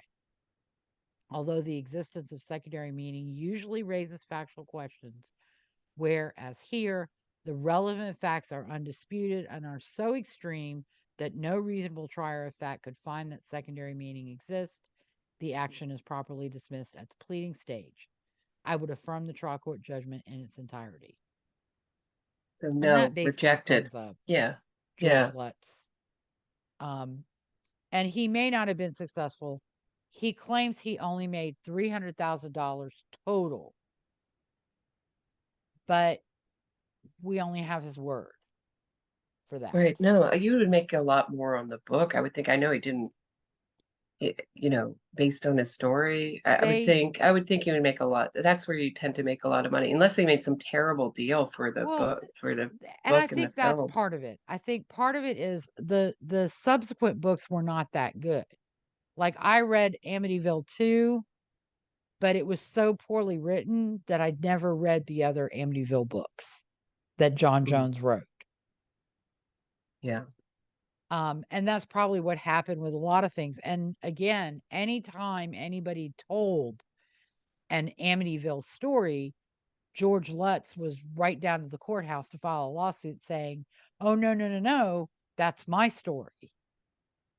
So You it had to can't be worth tell that." something. Right. Right. And if Right. he made bad business deals with bad contracts, that's on him. Right. Didn't his son do a documentary? I thought I remember seeing that. Both sons have done documentaries, yes, but that's much later because they're, from what I understand, while George and Kathy Lutz spent several years promoting these stories and telling these stories in various media appearances and interviews, the children were at some kind of home and not their family home. So, July 1st, 1989, Amityville, The Horror Returns is published by John Jones. A petition for review to the California Supreme Court by the defendants, respondents in the De Laurentiis case was refused by the California Supreme Court. The copyright was applied for, for Amityville, The Evil Escapes and Amityville, The Horror Returns.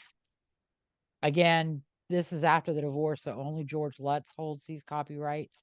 And this is one of his ways of trying to make money, because holding these copyrights, anybody who says anything close, he's going to sue them. And then they're going to have to prove that their story is not his. There's an article that's published on June 25th, 1992, on behalf of Ron Defeo, claiming money tainted the defense. Weber was pursuing book and movie deals. The Lutzes claims were a hoax, and for the first time blaming Dawn for the murders. There was also an attempt to blame the mother for the murders. then again, 1995, Lutz takes out a copyright on the Amityville Horror contract that they entered in 1988. And that was certified on September 19th, 1994. The copyright was actually granted in 1995 on October 3rd. 1997, Peter and Jean O'Neill sell 108 Ocean Avenue to Brian Wilson for $310,000. So they lost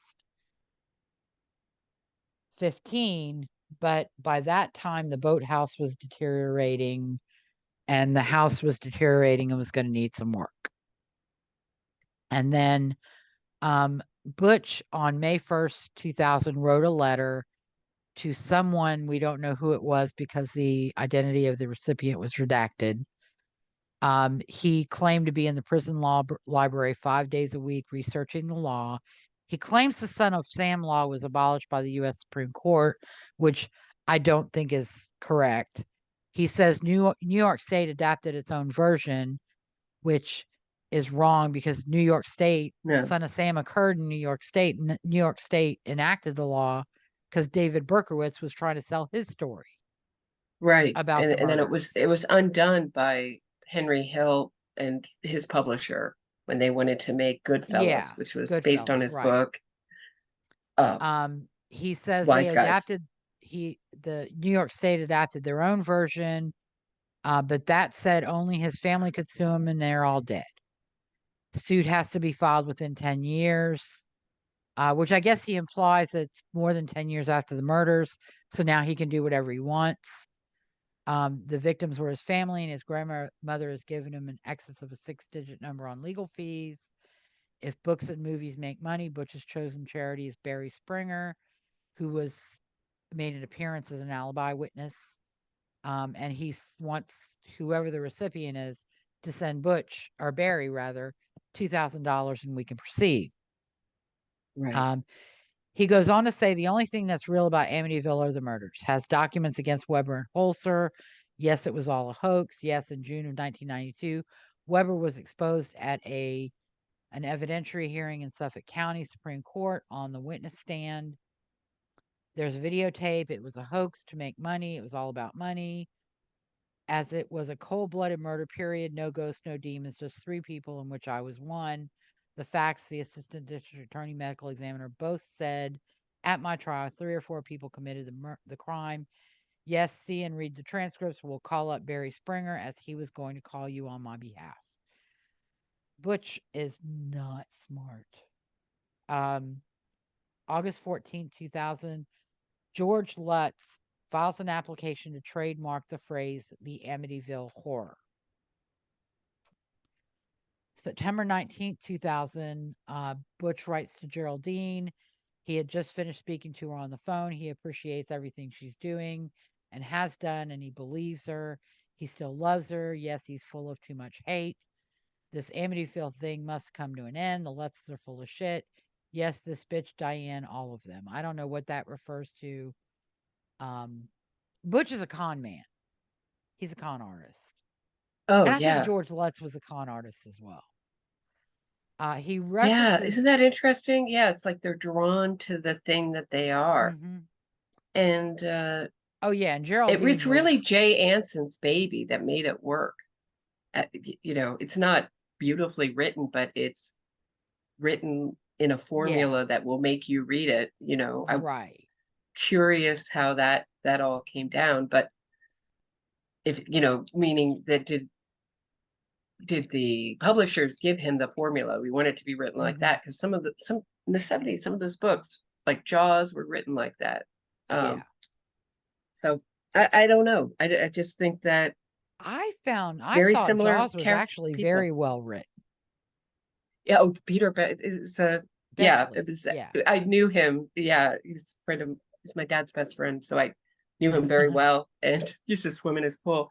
But he could write. But he was given, the formula of Jaws by the publishers to write it. Okay. Well, yeah, they wanted him to write a book. That was his. Well, he was I think that was becoming.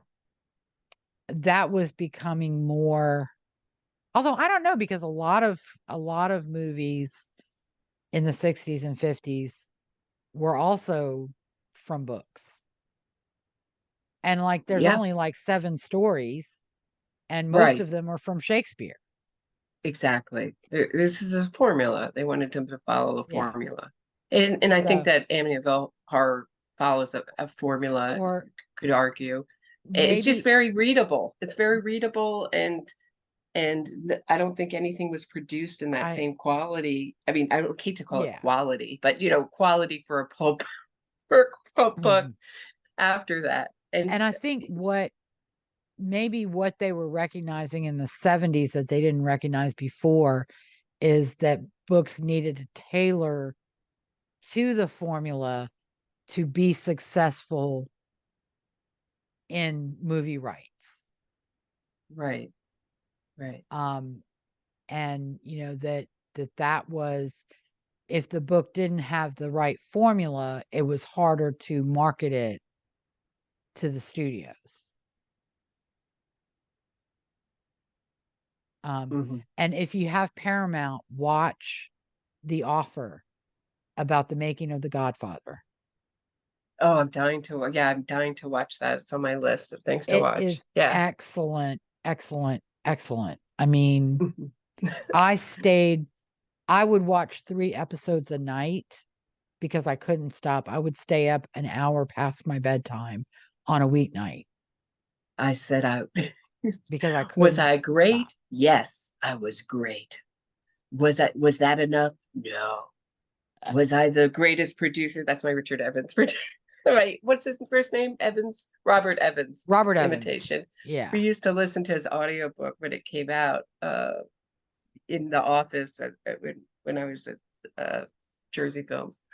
It's just like it was just like so outrageous, his audiobook of his Mhm. biography. He's the producer of The Godfather. He was head of Paramount, I Yeah. think, at that time, and he did. He was head of Paramount Pictures, but he had Oh, a boss above him with Paramount Global. mhm. Um, or and this is funny because I work at a law firm that is involved in asbestos litigation, Oh, and Paramount that's had ended up enormous. Yeah. with subsuming industrial businesses. So CBS and Paramount are names that appear. Interesting. But and if you watch The Offer, you'll see the head of that was like was an Austrian guy. Oh, interesting. And So, the dynamics uh among Evans and the guy that he chose, who kind of fell into De Laurentiis was movie that? production. No, it was God, what was his name? No, he fell into movie production. He was like a computer programmer, Hmm. and he fell into movie production, and he was a producer on Hogan's Heroes. Wow. And he's like the main character. He's played by Miles Teller. And I can't remember, his name escapes me right now, and it's terrible that it does. But the other funny part of the story is the interaction between Francis Ford Coppola and Mario Puzo, who produced the screenplay from Puzo's Mm, book. mm. And they And asked I mean, according to Robert Evans, they asked that The Godfather be made longer. He asked. yes, that was one of the problems. But they were like, to tell the story, we have to do this. And there was a lot of pushback. They didn't want Puzo involved, but Coppola was like, Puzo's got to be involved. And then Mhm. he and Puzo together were the ones who wrote the screenplay. But I mean, it's an excellent, excellent story. I Um, can't wait to watch and that. it's sooner the better. Have you ever I done an episode on the Chinatown murders around that movie. Speaking of Robert Evans, I've always found that very mysterious. That wasn't it a murder around the Chinatown? No. It wasn't Chinatown. It was the other film that Cotton Robert Club? Evans was involved in. You know what I'm talking about? That was like set in a famous nightclub. Cotton Club. Cotton Club Murders. Have you ever done an No, I episode on that? haven't. I haven't. But I will look into that, and when I have my legal research subscription, I always I'm thought there was more switching to to a that. different Yeah. provider I always thought because Robert Evans was probably involved in that. He was involved with Heidi Fleiss. There's just like we're such yeah, a criminal element is always sort of, comes in you and need to out of watch the you need to watch The right. Offer because Joe Colombo's in it. Oh, okay. So anyway, Butch in this letter to Geraldine also makes reference to 2020, which may be an interview that he did with ABC's Primetime, and claims that the police let the real killer go. But Butch will name him and tell it all as the killer was the one who told the cops everything, which is stupid, crazy, because the one who told the cops everything was you. Mhm. There were no informants that put the finger on Butch. Mhm. Butch confessed. Right. And Um, then at one point he wanted to appeal on he wanted DNA testing. And I was thinking yeah, if he asked yeah, now, he'd probably get exonerated, quote unquote. But he said because I want my clothes tested because the uh-huh, clothes that they found in the drain weren't my clothes. right, He was a scamster. I mean, yeah, he even and got an evidentiary hearing at one point. I mean, he also later claimed, and I'm really aggravated with New York because New York records, they affirm without written opinion. You can't get records as easily online as like Texas and Oklahoma. I'm still trying to get these records from Queens, and I've called like a million. I'm gonna have to just physically go there at this Yeah. point. And that's really the way, that's the way to go is if you can physically go there, go there. But I'm not sure. Nobody can tell me which way. It's going to be a couple trips. Nobody's telling Yeah. me exactly where this could be, where it is, but I'll Yeah. figure it out eventually. So anyway, he also claims he wrote to someone named Roger and told him to send Wiener $800, whoever Wiener is. And he encloses a copy of a letter he sent to Timberland. I don't know who Timberland the singer, Timberland the shoe manufacturer, and a copy of a letter to Wiener, whoever that is. And he wants them to get the letters before Jerry calls them. So he's got Geraldine Gates continuing to advocate on his behalf, even after he divorced her and accused her of all kinds of heinous behavior. Then in November 6, 2001, George Lutz's trademark for the Amityville Horror phrase is published for a series of nonfiction books in the fields of paranormal studies and demonology, first used on October 1st, 1977, and in commerce since October 1st, 1977. Then the trademark is actually registered on January 29th, 2002. In 2002, a guy by the name of Rick Osona comes up with an idea for a book called The Night the Defeos Died, investigating the Amityville murders. Because guess what? He's hooked up with Geraldine Gates, who claims to have married Butch Defeo in 1973. And at this time, Butch is cooperating and claiming that he did marry Geraldine in 1973. They published that book on March 15th, 2002. Rick Osuna is the author. Geraldine Defeo writes a foreword. And basically, this is again selling the story that Dawn is the real killer, that she killed Ron Sr. and then killed Louise and the kids, And the that kids, because Ronnie, that's what's most objectionable to other prisoners. That yeah. probably I would think that he killed those small children. And But that then he discovers everybody murdered, and Dawn he and Dawn struggle for the gun, and like she goes in his closet, gets his gun, his ammunition, and uses that to kill the kids. They also claim there were other people there and that there was a second person involved, and they claim that there's evidence that a second weapon was used by some of the victims in the autopsy reports, but on his website he doesn't have the full and complete autopsy reports. And what he does have doesn't really support what he's claiming. He claims Dawn had unburned powder on the front of her nightgown. However, the note that he posts as proof of this fact doesn't say where on the nightgown and doesn't refer to the powder as unburned. It just refers to it as powder. So it could be burned or unburned. Which and it could have been on the front happen or from the being back. shot. Right. Exactly. Yeah. It could have been on the arm that was up above her head. I mean, it doesn't say where on the nightgown it was found. George Lutz enters an agreement with Barstow Productions to permit a sequel to the 1979 film to proceed. And I believe that he got wind of a proposed sequel to the 1979 film or a remake of the 1979 film and started rattling his saber and threatening to sue. And so the producers decided to enter an agreement with him. One of the terms of the agreement prohibits the film from intentionally defaming or libeling Lutz.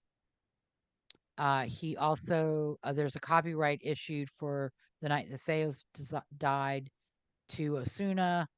Lutz versus Osuna, he filed suit on February 14th, 2003, claiming conversion, trademark infringement, copyright infringement, breach of contract, and fraud.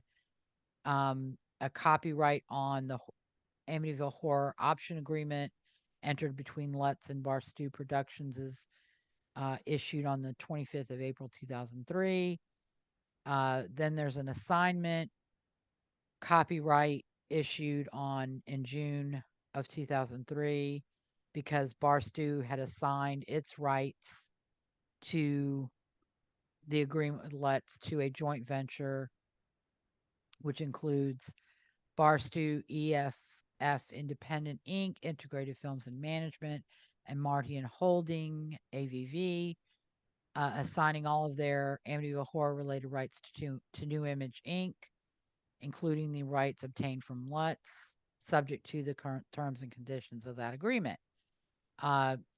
New Image and Lutz enter into their own agreement in October of 2003, where Lutz is going to get $50,000 when Daily Variety reports that the theatrical box office gross receipts have equaled or exceeded $10 million, and New Image is going to pay 7.5% of a contingent compensation of the first picture and 7.5% of merchandising profits from the first picture to Lutz. There's another assignment by New Image to Dimension Films, and Dimension Films agrees to undertake all of the obligations, limitations, and provisions of the New Image assignment, including fees, bonus compensation, and credit obligations. I have a question for you. Yes. Who hasn't been sued over Amityville Horror over the years? George Lutz never sued Ron Defeo because Ron Defeo was in prison. There you go. No money there. And then, there are other agreements. Dimension, as a distributor, contractually obligates itself to pay the $50,000 and 7.5% contingent compensation and merchandising profits. There's a copyright by Ronald Jr. Butch to a spooky Amityville house painting created in 2003. Ryan Katzenbach, who had been a publisher for The Night the Defeos Died, and Rick Osuna sued Greg Grant and Tracy Lynn Defeo, who claimed to be a wife of Butch at this time, that they were negotiating with Sony Pictures and USA Network to produce a film based on The Night Defeo Died. And Grant published a website called The Night Exposed, which contradicted Osuna's claims and Osuna's work. Tracy Lynn Defeo, Butch's alleged wife, made defamatory statements and published defamatory letters that allege Osuna's work was a fraud. They further claim that Grant and DeFeo interfered in their negotiations with Sony Pictures and USA Network.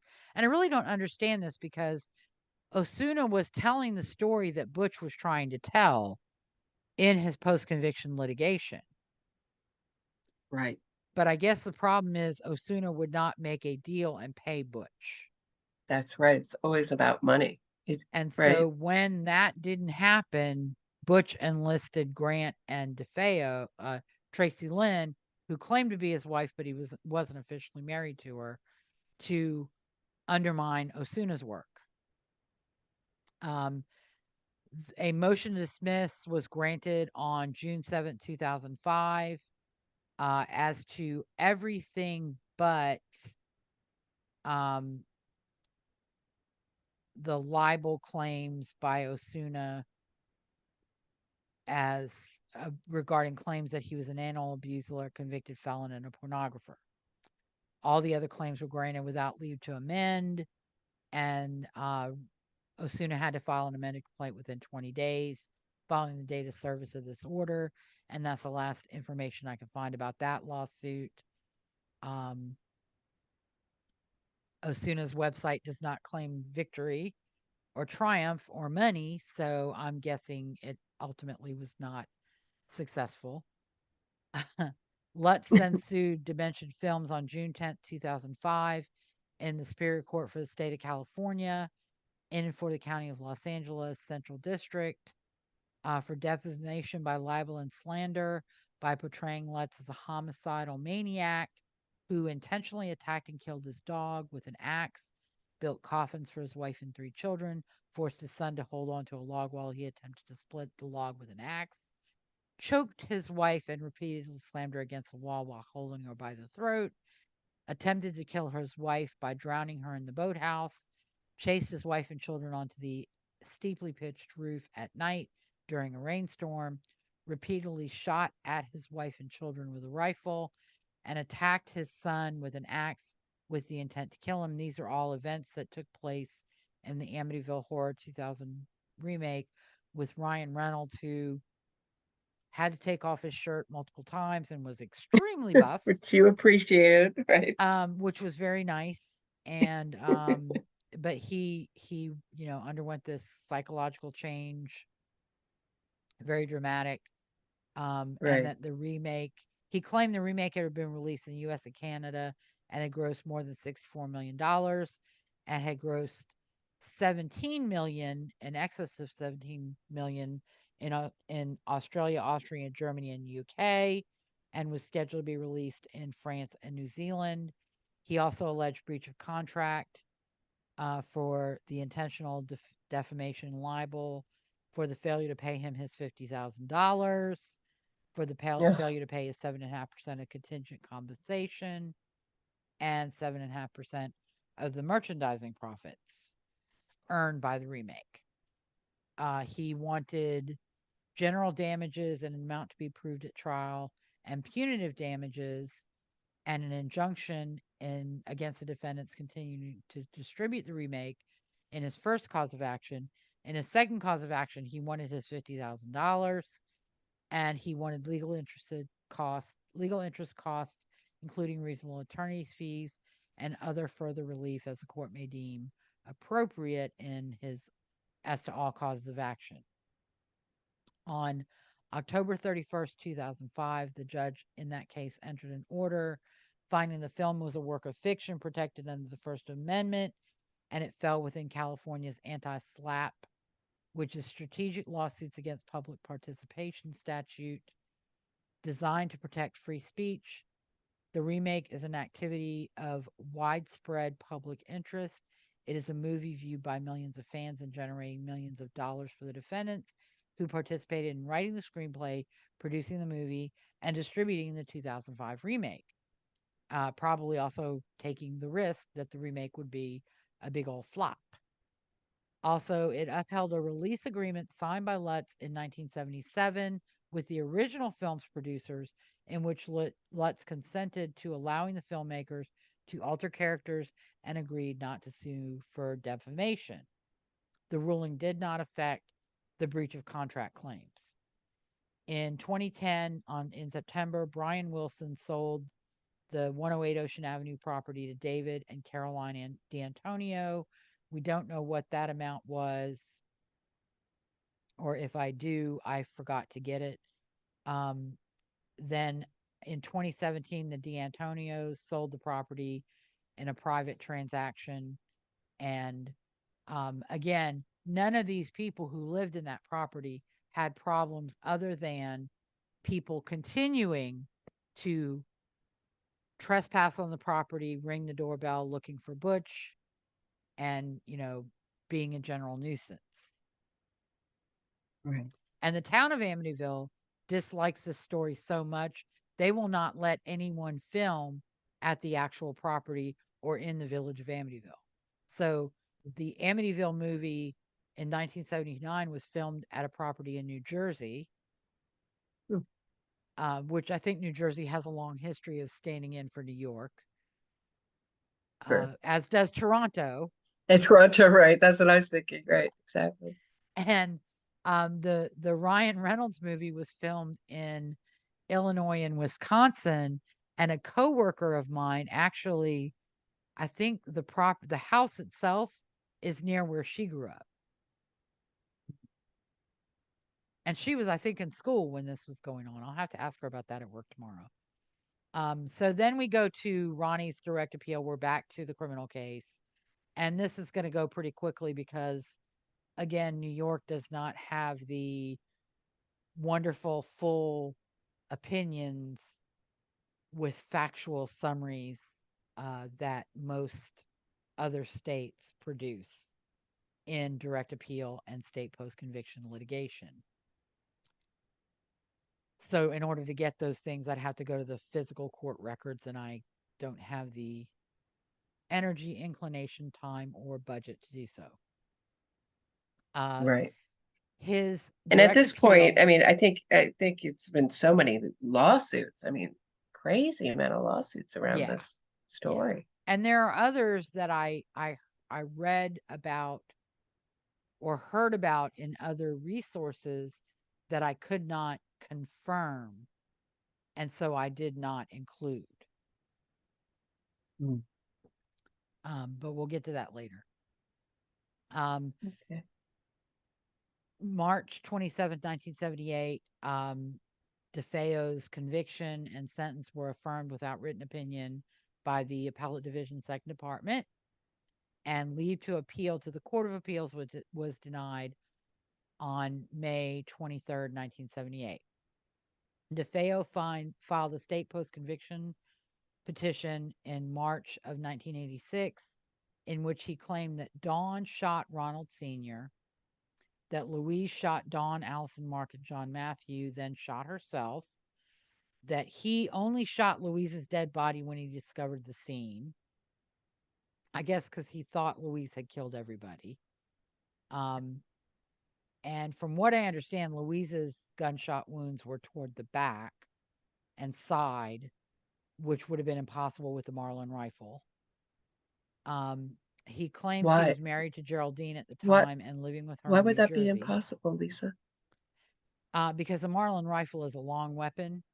And for her to be able to shoot herself with the barrel at the distance. Right, which she couldn't pull the trigger. Got it. She wouldn't have been able to pull. She wouldn't be able to get to the trigger at the distance from which she was shot. He also claims to have been living with Geraldine in New Jersey at the time and had alibi witnesses. I think Springer was one of them. And claimed that Geraldine's brother, Richard Raimondo, was in the house that night and could corroborate everything, but he had disappeared.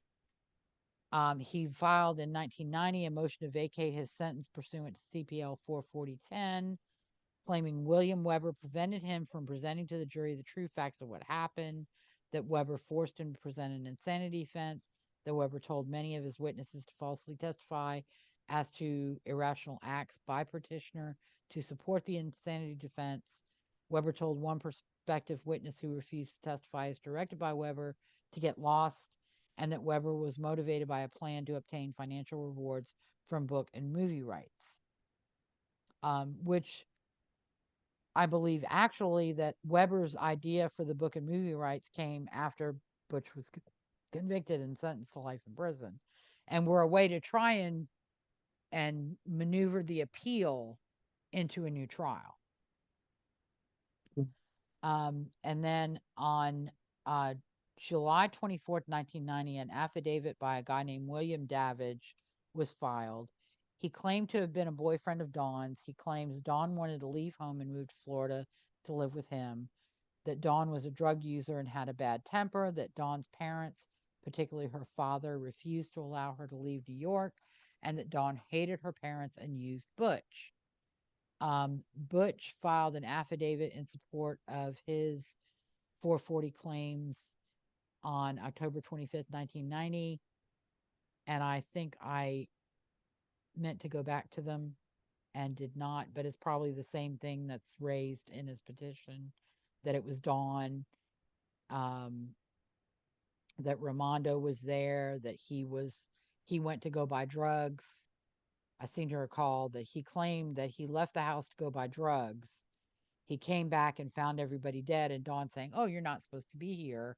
And then Dawn tried to kill him, and he struggled for the gun, threw her on the bed, and shot her. Even though she was found under the covers on her stomach like she'd been asleep.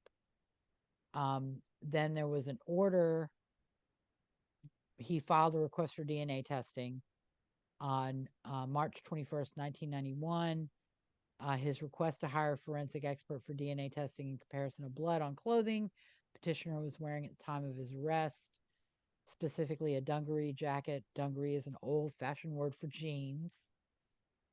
Mhm. And blood on clothing found in a storm drain in Brooklyn after petitioner's arrest, specifically dungaree trousers, which petitioner admitted were his during post-arrest processing, with his blood and one of his victim's blood.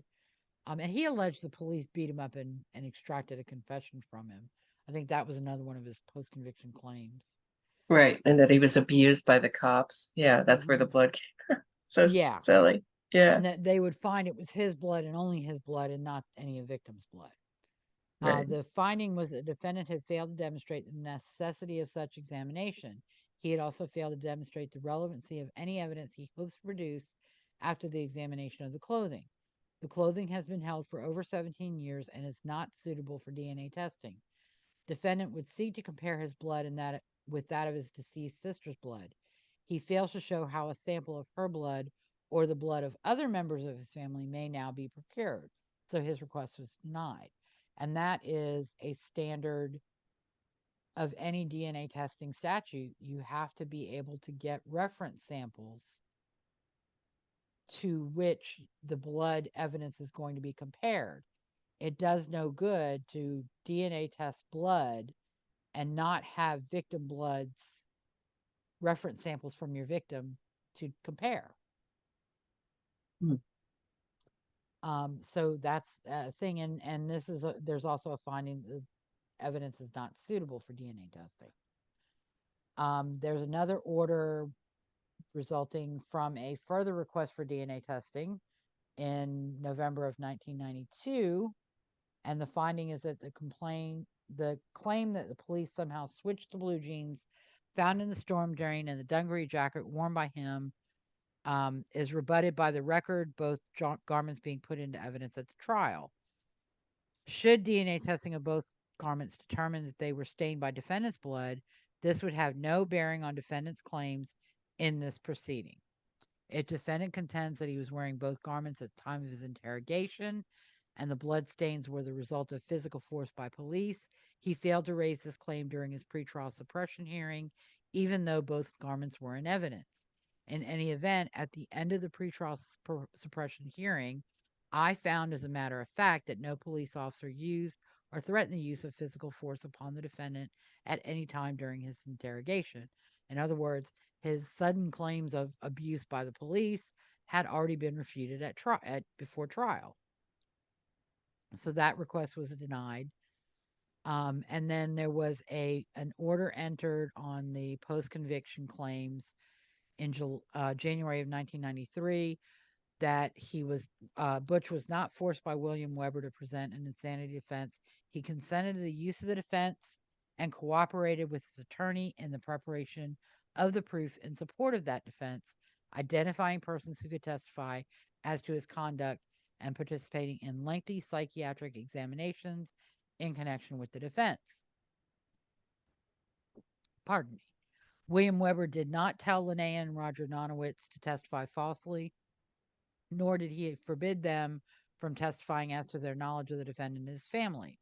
Linnea Nonowitz was employed as a cleaning woman for the Defeo family for 5 years prior to the deaths and testified on trial as to the normal family relationships she observed during this period.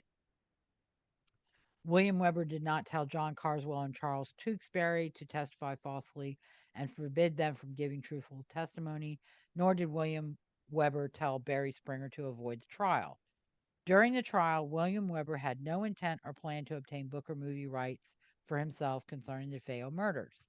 After the defendant's conviction, he became involved with others in an unsuccessful venture to publish a book, and the project never came to fruition.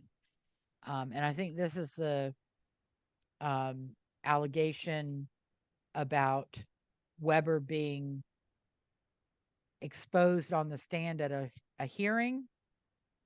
In reality, this is what Weber testified to, and he was not exposed as lying. The Second Department Appellate Division denied Butch's motion to appeal on June 28, 1993, and the motion for re-argument was denied on September 24th, 1993. And then in 1993, an opinion in Defeo versus Defeo, a divorce from Geraldine was issued on a motion to renew. And then federal habeas, Defeo went pro se. He was in the Eastern District of New York in U.S. District Court. He filed an initial petition on December 1st, 1975, even prior to sentencing, which was dismissed for failure to exhaust state court remedies because he hadn't filed state post-conviction. He filed a second petition in August of 1982, claiming denial of his Sixth Amendment right to counsel and denial of his Fifth Amendment right against self-incrimination based on alleged failure of the police to read him his Miranda warnings. A memorandum in order was entered on May 16, 1984, denying the second petition on the merits. And then on October 19, 1984, the Second Circuit Court of Appeal affirmed that decision. He filed a third petition for writ of habeas corpus in 1993, claiming an ineffective assistance of trial counsel because he was forced to go along with an insanity defense by Weber, that Weber prevented persons from testifying on his behalf, and that Weber perjured himself at the evidentiary hearing on the 440.10 motion by denying he had an outside interest in the outcome of the trial. He also alleged the improper denial of his 440.10 motion requesting DNA testing because the blood stains on the clothing he was wearing when he was arrested were his and not one of his victims, and that they resulted from police brutality at the time of his arrest, that the state court failed to address whether the clothing from one of the victims would have shown that more than one person committed the crime, and the state court refused to hear testimony of a witness who would have substantiated his claim of police brutality at the time of arrest and the alleged switch of clothing he was wearing with the clothing recovered from the Brooklyn storm drain. He also alleged prosecutorial misconduct based on the prosecutor's alleged offer of false evidence at trial concerning clothing that had what appeared to be blood on them, the prosecutor knowingly and willfully allowing witnesses to give false and fabricated testimony at the 440 motion hearing, the prosecutor intentionally attempting to mislead the court into believing the items of clothing were lost or destroyed at the hearing on the 440.10 motion, and that his sentence was excessive, cruel, and unusual punishment because the sentences were ordered to be served consecutively to each other rather than concurrently. DeFeo versus DeFeo, a motion to dismiss filed by Geraldine was granted, and Bush's petition for, I think he was alleging libel and slander, in the night that the DeFeos died, that was dismissed basically because he failed to plead the particular words complained of. So there was a technical defect. And then on September 21st, 1999, Butch appeared for a parole hearing. It may have been the first hearing after he'd served 25 years on the first sentence. And that may have been because of New York law not really recognizing consecutive sentencing the way a lot of states handle it. Or it may have just been that he you know, that they don't recognize consecutive sentencing, and so he was eligible to appear and try for parole. At that hearing, he claimed he didn't know what had happened, that he loved his family, that he was on drugs and had a drug habit. He continued to tell the story about fighting with Dawn over the rifle, losing his temper, and throwing Dawn on the bed and shooting her. He claimed he took no part in the murders. He claimed other people were in the house. He claimed the DA and ME said it was impossible for one person to commit the murders. He claimed that he used LSD, heroin, and mescaline. He claimed this was the first violent act in his whole life, but he had displayed violence toward his siblings and friends, so that's a lie. Right. It's the first violent act, except for all those other violent acts that he doesn't want you to know about. And they don't count because he never got arrested and convicted of them. Right. That's a page out of the Rodney Reed book. Exactly. The people in the house were his friends. He was in the basement, heard a noise. He didn't think it was a gunshot. He didn't know what the sound was. He went upstairs and saw Allison in a lot of blood. He couldn't tell what had happened to Allison. Dawn said, "Oh my God, Butch, you're not supposed to be here." That she grabbed the rifle, and that's when Butch's altercation with her started. Then he shot her. It was impossible for one person to do this. Butch went to the rooms later on and found everyone dead. He said there were serious problems in the house. There were serious family problems. Butch and Dawn wanted to get out of the house. Dawn was using drugs. Their father was abusive. He and Dawn were like dogs on leashes. Butch and Dawn were like dogs on leashes and were always It's almost up. like Dawn is his alter ego when he wants to talk about himself. Yeah. Dawn was using drugs.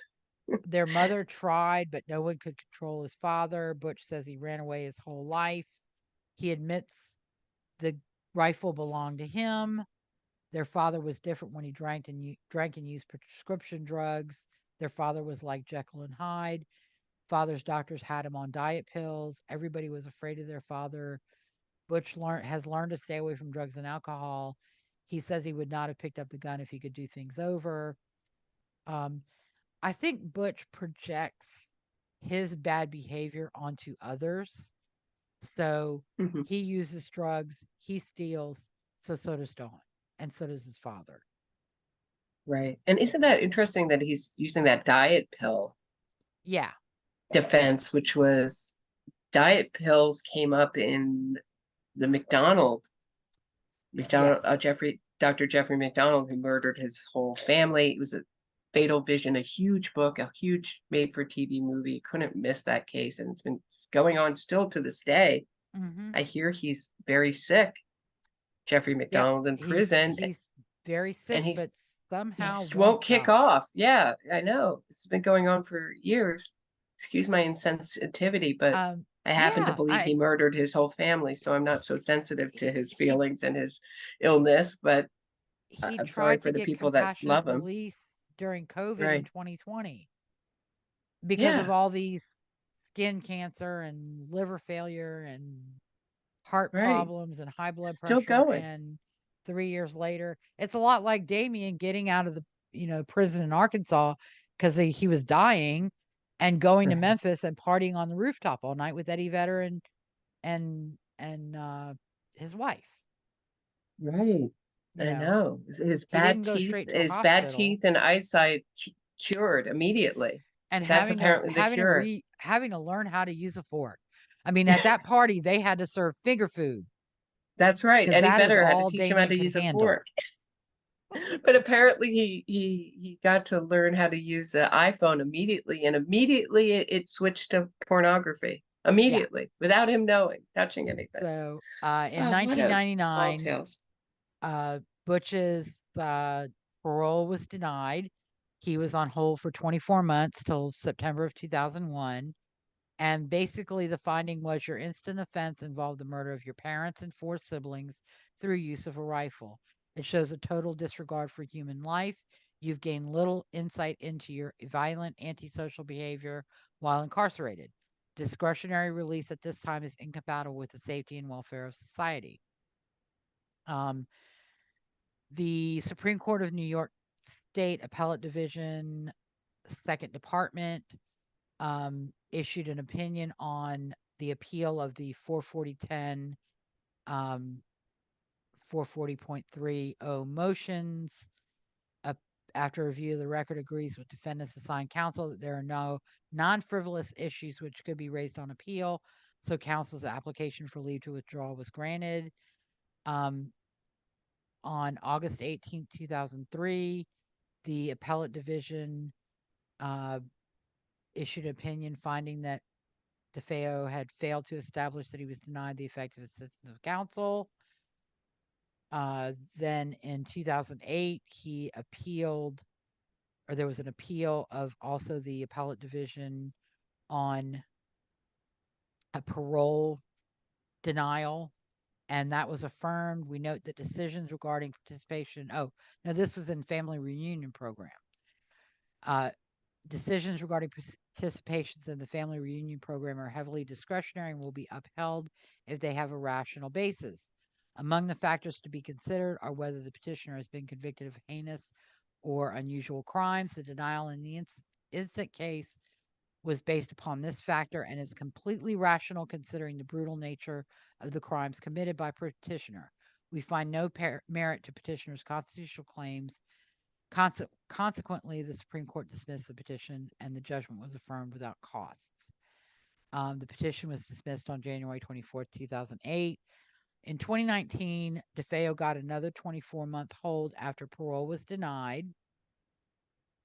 He apparently filed a challenge and raised multiple issues. The findings were discretionary release to patrol is not to be granted merely as a reward for good conduct or efficient performance of duties while confined, but after considering there's a reasonable probability that if such inmate is released, he will live and remain at liberty without violating the law, and that his release is not incompatible with the welfare of society and will not so deprecate the seriousness of his crime as to undermine respect for the law. It cited several things as far as the factors the board is open to consider, including lack of remorse. The credibility of the inmate's explanation is made by the board. The board may consider the inmate's capacity to tell the truth and how this impacts on the statutory factors. The board may place greater weight on the nature of the crime without the existence of aggravating factors. In this case, appellant murdered 6 family members, which included 4 children. So there are aggravating factors because Defeo was claiming they can't do this. There are no aggravating factors in my case. That the board did not recite the precise statutory language of the executive law in support of its conclusion to deny parole does not undermine that conclusion. That the decision satisfied the criteria set out in the executive law and it was sufficiently detailed to inform the inmate of the reasons for denial of parole.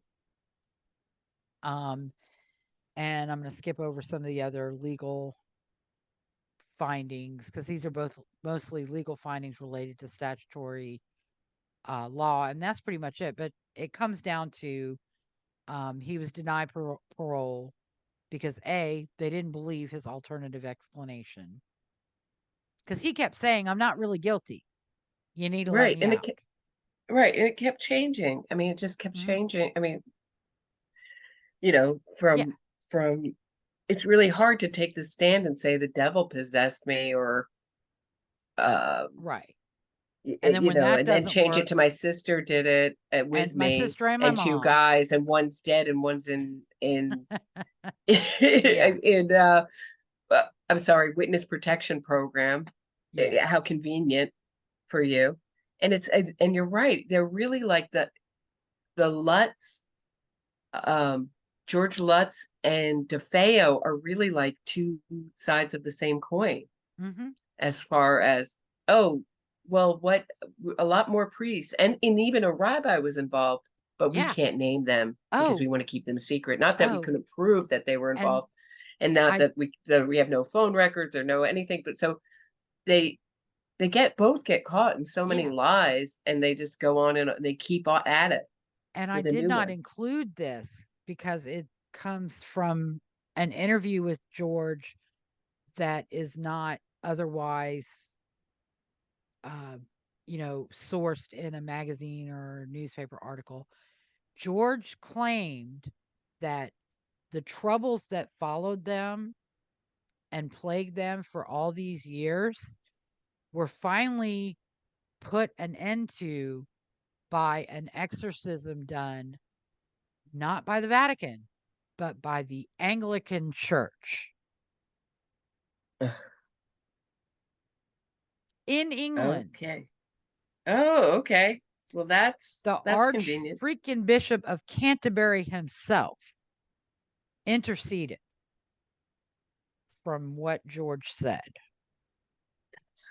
Oh, it's amazing that anyone believed this at the time, but I guess that, it's very much like the media joins in. Everybody wants a piece of the pie. I th- I The think what media wants ultimate their stories read or looked at.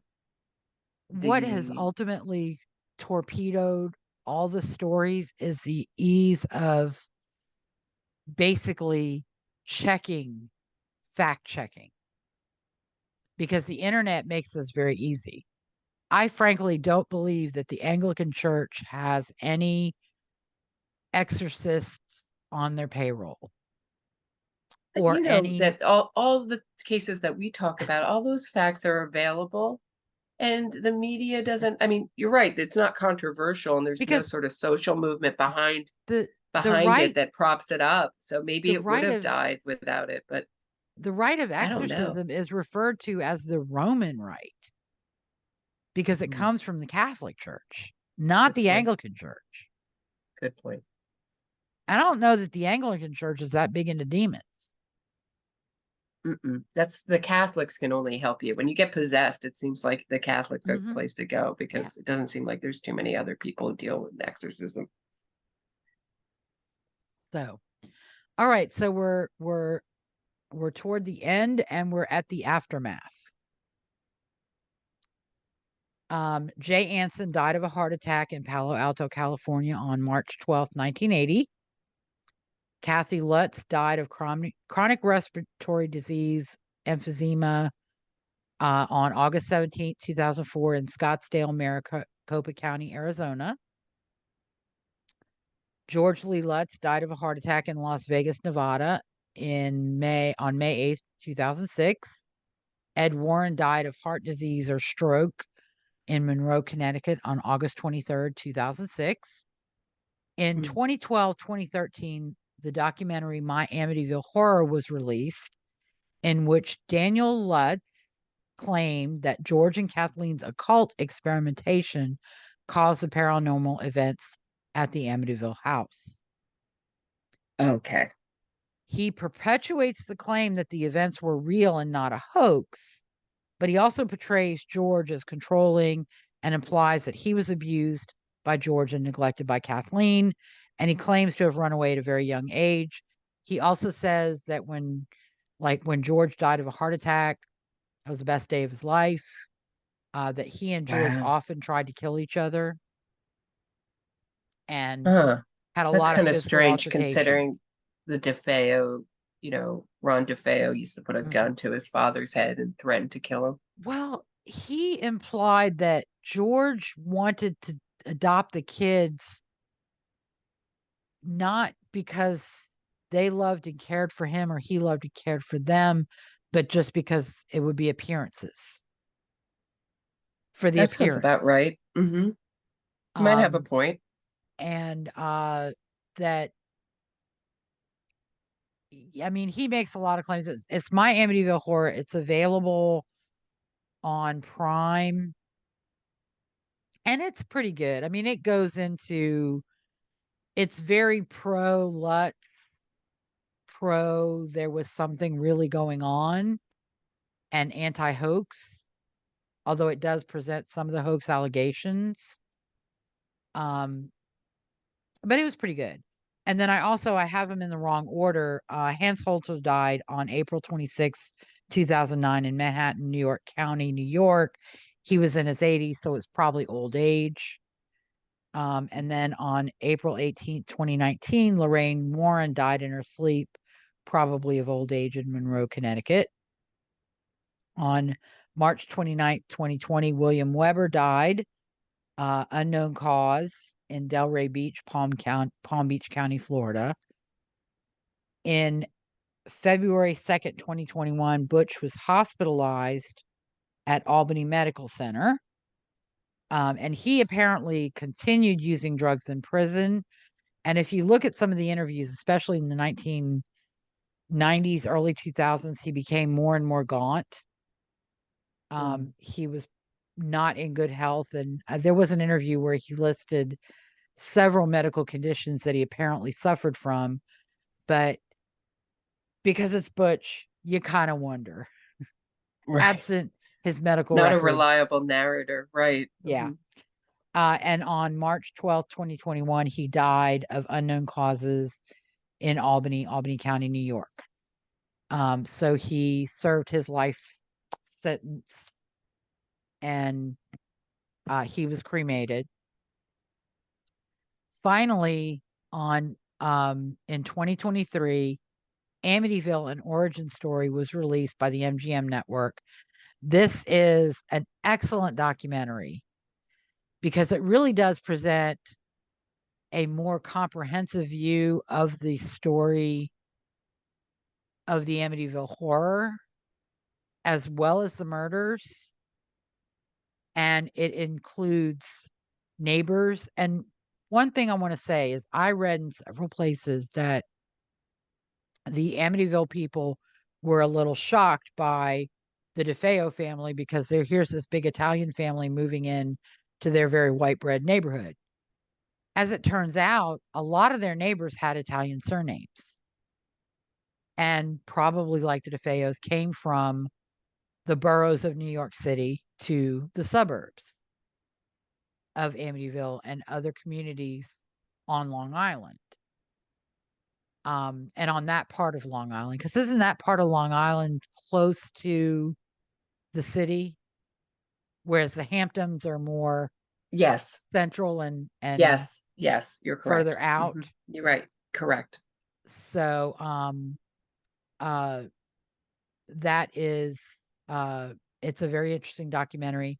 It includes interviews with friends of Dawn and Allison Defeo, who dispute Butch's claims about Dawn's involvement in the murders, debunk the Red Room claims of the Lutzes.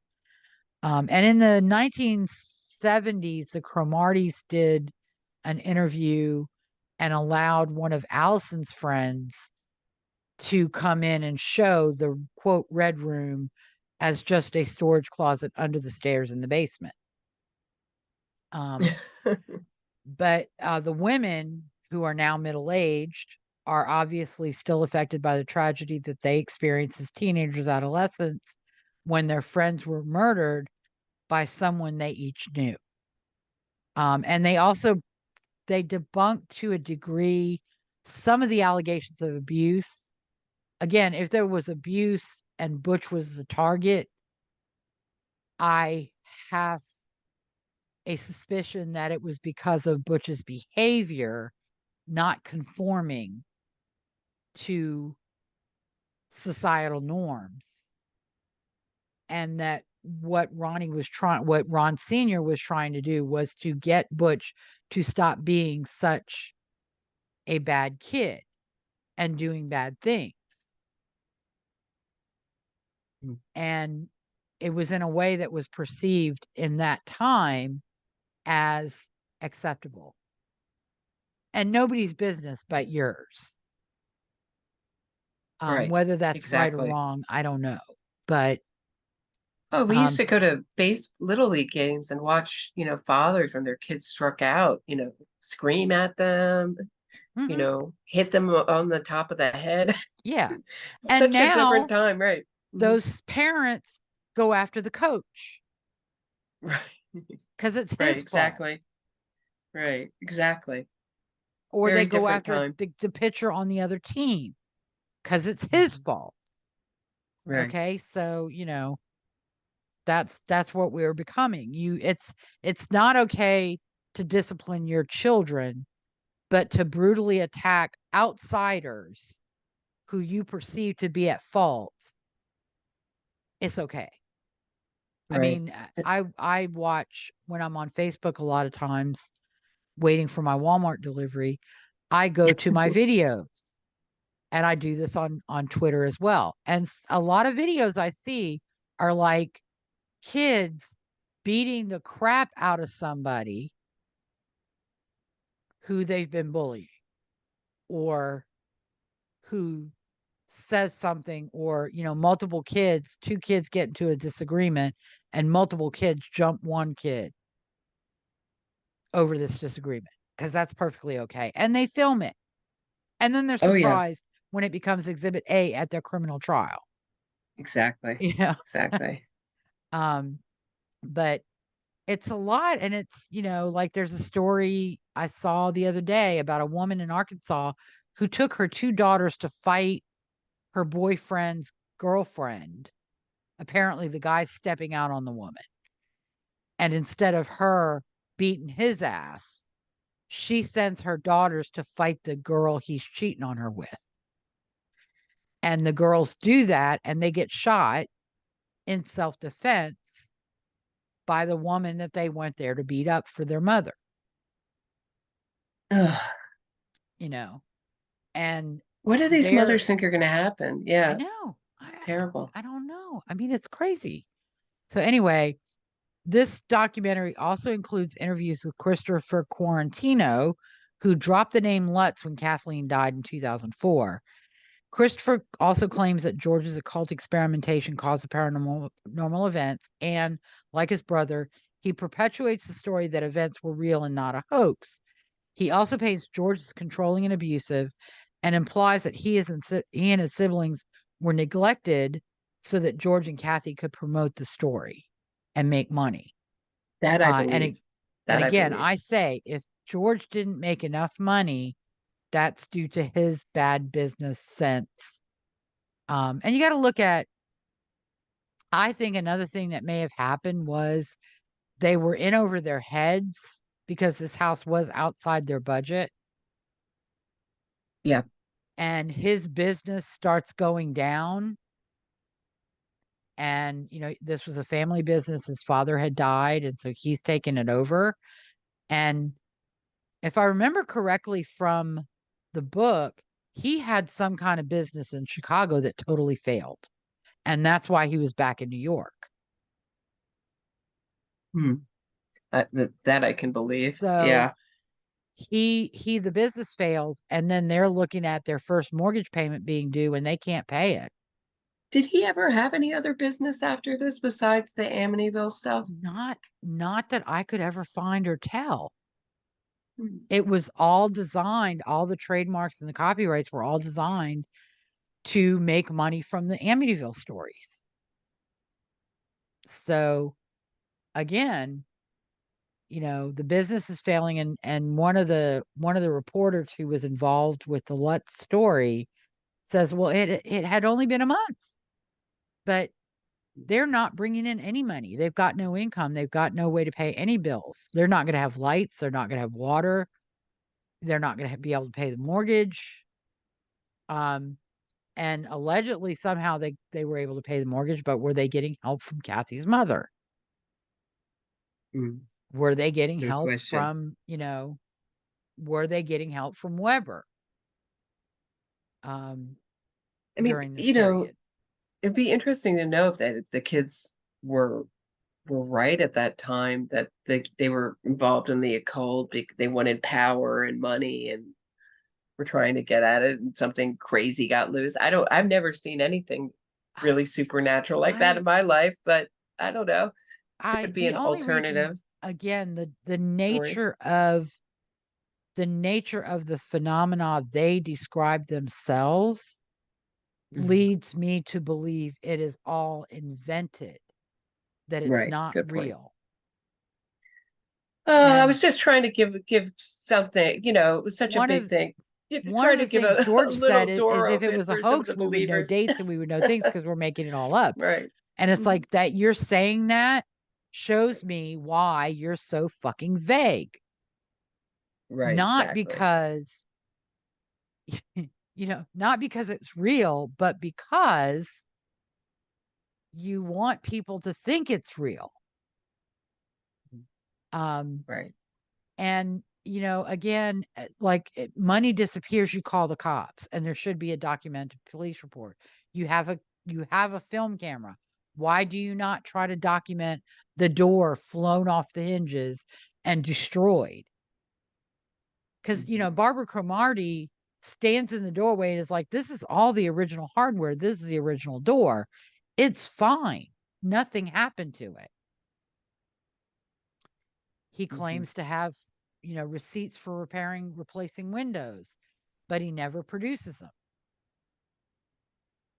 Hmm. And then again, he refers when he's interviewed and he's asked for specifics. He's like, "Oh no, I'm waiting to get a publisher to have another book where I will publish all of my proof."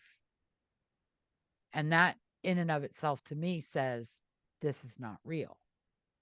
Right. Yeah, And anytime someone you won't know who answer a we've never question heard from? with buy my Melissa. book, I get suspicious. Yeah. Mhm. We've never heard a word from Melissa. Good point. We've seen her walking with the family, but we've never heard from her. And again, when they went on these interview junkets, um, I think they were required to do some of it in connection with the release of the movie in 1979 and into the 1980s. And the kids, the kids were never there. And they said, "Oh, the kids report still having these things because they're trying to build up for John Jones's book." So no, I don't believe Defeo was influenced by anything other than antisocial personality disorder coupled with drug use, Agreed. and probably his father saying, "I've had enough of you. I've had enough of what you're doing to this family. I want you gone. Take your shit and go." The thing I find so interesting is that the Menendez brothers had the same defense, that their Mhm. parents were planning to kill them. That was DeFeo's defense, that his parent that the family was that he killed them all in self-defense because he thought the family was going to kill him, Mhm. and that they were adults living in the house and they were both very spoiled. Yeah. And if DeFeo had been smarter, he would have had a campaign like the Menendez brothers have now. We were abused, and that wasn't considered in our sentencing, and we should be let out. Yeah. But that's not going to fly. And that was considered in their sentencing because that was considered by their jury at their trial. And they still found Exactly. him guilty. Because it was, if Because you listen to the whole trial, I'm shotgun just, to the very face sus, very sus. while your Right. parents are sitting there watching a movie is extreme, even in light of long-standing child abuse. Oh, and yeah, and they went out and they reloaded and came back Mhm. in. Yeah. How in fear And then were they they set when up they an alibi reloaded? and pretended to Right. find their parents dead. And they had written a screenplay Yeah. before this, and he had gotten kicked out. I mean, it's just same things. Lyle had gotten kicked out of school, Yeah. and And they that's had started stealing right before this. That's from the another, neighbors' houses. It's like embarrassing the family, like yeah. very much the same kind of dynamics, and also same kind of dynamics in the Marty Tankleff case, And where problems within the family, spoiled kid. Yeah. son, right? Exactly. And Very, very much the that's same another dynamic. thing. The Menendez case is another one that I think that the parents had finally said, okay, Lyle and Eric, they need to be out on their own. And I think the father was like, hey, being out on my own, I made myself. Right. And that's what they need. So he was going to, like, I'm not bankrolling y'all anymore. You're out. You're gone. You're done. And kind of unfair to Eric because he was just graduating high school and just turning 18. But he's already as bad as Lyle with the theft and the rich spoiled bastard. So, Right. And getting married in prison multiple times, or yeah. They've both had all these romances. I don't know about Defeo. Defeo's romances seem always tied in with some kind of scheme, Yeah. but Most prisoners that get married in prison, it's a scheme. It's either to get out or to get money. Get money or have someone that they can Yeah. manipulate if they're really a psychopath in prison. Yeah. It's depressing. Yeah, women stay away from prison romances. Not a good idea. So, but so that is, that's the Defeo. No, I believe Ronnie Defeo murdered his family because he wanted the house and the money and everything. There was apparently quite a large insurance policy. Yeah. On Ron Sr. And he wanted that. And in those days, it was much easier to collect on them, is my understanding. Yeah. They paid out. Yeah. He had, and I don't believe that Ron Sr. was involved in any way, shape, or form with the mafia. His uncle was barely involved by that time. He was moving away from it because he was older. And then I don't believe the Brigantes were involved. I don't believe that they were even mafia adjacent. There's a lot of talk about them being involved with the Colombo family, but I found nothing corroborating that, nor did that come up during the criminal trial. No. I mean, no. Defeo's defense wasn't Louis Fellini came in with an accomplice and held a gun to my head while the accomplice shot my whole family with my rifle. Right. There was, and he's not young enough. Defeo wasn't young enough at the time that he did this to get a lot of the brain. I mean, it didn't exist back then, but just thinking in today's terms of that kind of young person, troubled young person. Let's forgive him. Let's not ruin his whole, sentence him to life in prison. Now, if that happened in the 1990s or the 2000s, I bet you that would have been. But 23 is a little too old, is my point. Yeah. 18, 19 can get away with it. Although they called the Menendez brothers boys and put them in pastel sweaters, and that seemed to work enough. People still refer to them as boys, and they were adult men living at home. And I don't believe there was any paranormal activity in that house when the Defeos were there. Oh, it's so disappointing, Lisa. It's so disappointing. And part of that is because there's never been any paranormal activity reported by the Cromarties or the O'Neills or Mr. Wilson or the D'Antonios or the current owner. The only problems those people ever reported were with looky-loos who thought they were visiting a haunted house. So, but yeah, it's a very sad story. And I mean, it's really hard because Allison and Mark and John Matthew were within my age range. Because I would have been between Mark and John Matthew. Do you know what it was? I took a look. They were married in 51. And it was they were the way you did the thick chart. Yeah, I just read it. Yeah.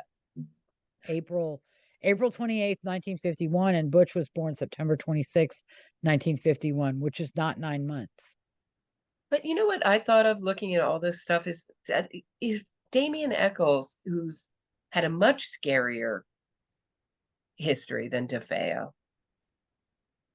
If Defeo had Eccles' charm and ability to lie and manipulate and charisma, this might have been a whole. They might have worked better to get him out.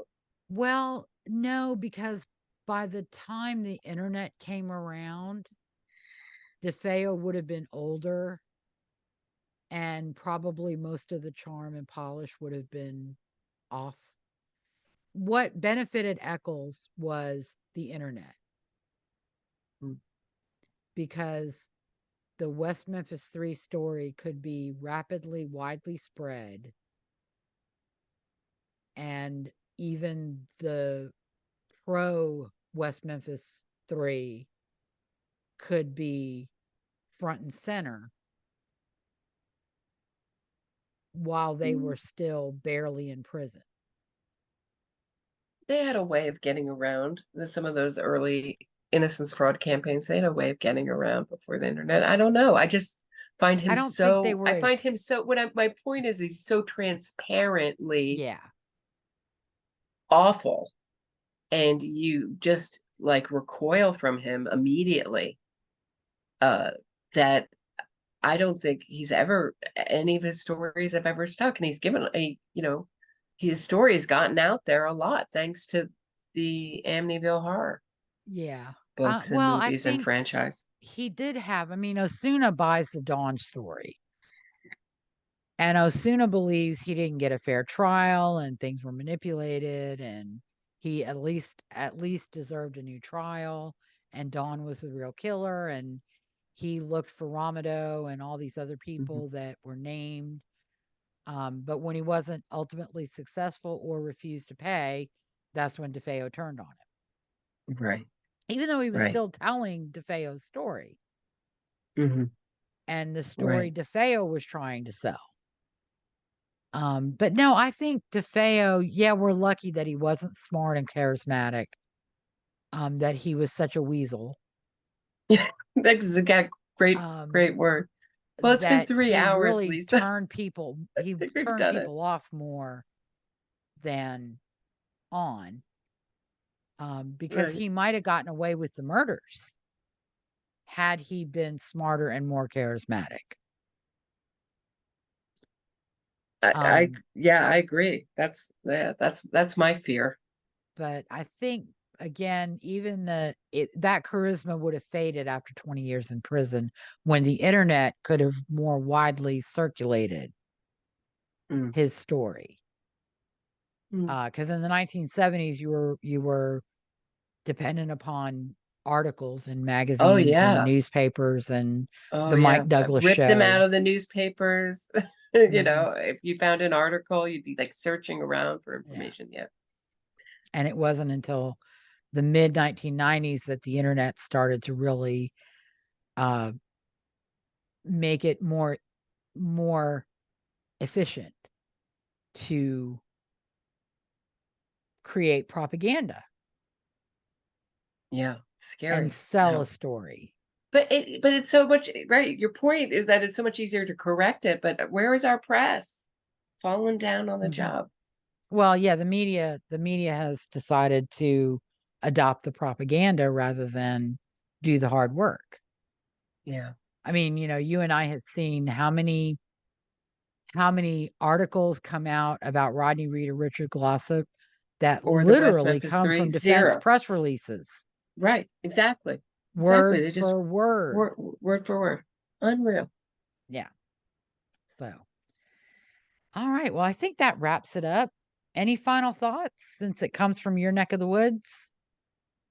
No, just that, even knowing that this is untrue, would I sleep in the Amityville Horror House for a night? Probably not, which is so crazy because nothing has happened. But do I want to go there and sleep overnight? No, because of the lies. That's how deep this thing goes. Yeah. That's what I'm thinking about while we're, talking about this subject, is that this is a totally false story. And yet there's still something in me that that's still scared of that house. I don't even know if I would drive by that house if I didn't have to. Do you know what I'm Well, saying? you see on Interesting. YouTube, if you look, people still try to access that house. I wish more Ugh. people were like you and thinking, oh, look at the lives lost, look at the lives ended and the claims made, and I'm not taking any damn chances. But not so much. And there have been a lot of Amityville movies. I did not concern myself with those. If you want to know about all the different Amityville movies that are out there, there are multiple Wikipedia articles, and there's one that lists every single movie with year of release. Look on Prime or your Right. cable or satellite provider, search Amityville, and you'll have a bunch of titles, and hopefully you'll have free access to all of them.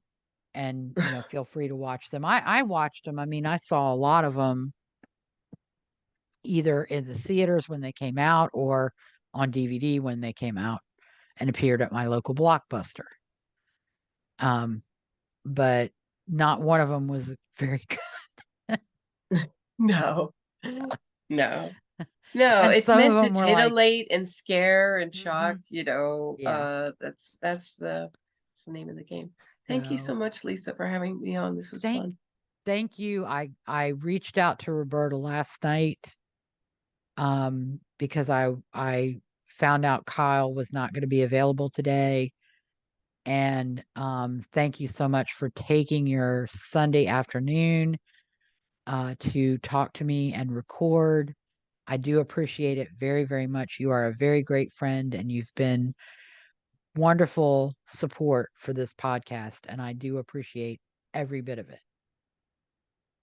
You're welcome. It's my pleasure, Lisa. So, all right. Thanks so Thank you much for for having listening. me on. Oh, Yeah, thanks. thank you for, Sorry. again, thank you for joining me. Thank you for listening to Based in Fact, a true crime podcast with Lisa O'Brien and guest co host Roberta Glass. If you like the show and want to know more, you can subscribe to our YouTube channel, find us on Facebook, or follow me on Twitter at O'Brien LN. Kyle and I will return in 2 weeks for episode 14, State of Arizona versus Jodi Ann Arias. On May 18th, 2013, Arias was convicted of first-degree murder for the June 4th, 2008 murder of Travis Alexander, a former boyfriend. We'll talk about Arias's lies to police, her claims at trial of self-defense, her 67-day trial and conviction, her 2015 sentencing, direct appeal, and post-conviction claims raised in state court, and the attempt to sue Nancy Grace and Sheriff Joe Arpaio for a violation of her civil rights. Until then, have a great 2 weeks and stay safe.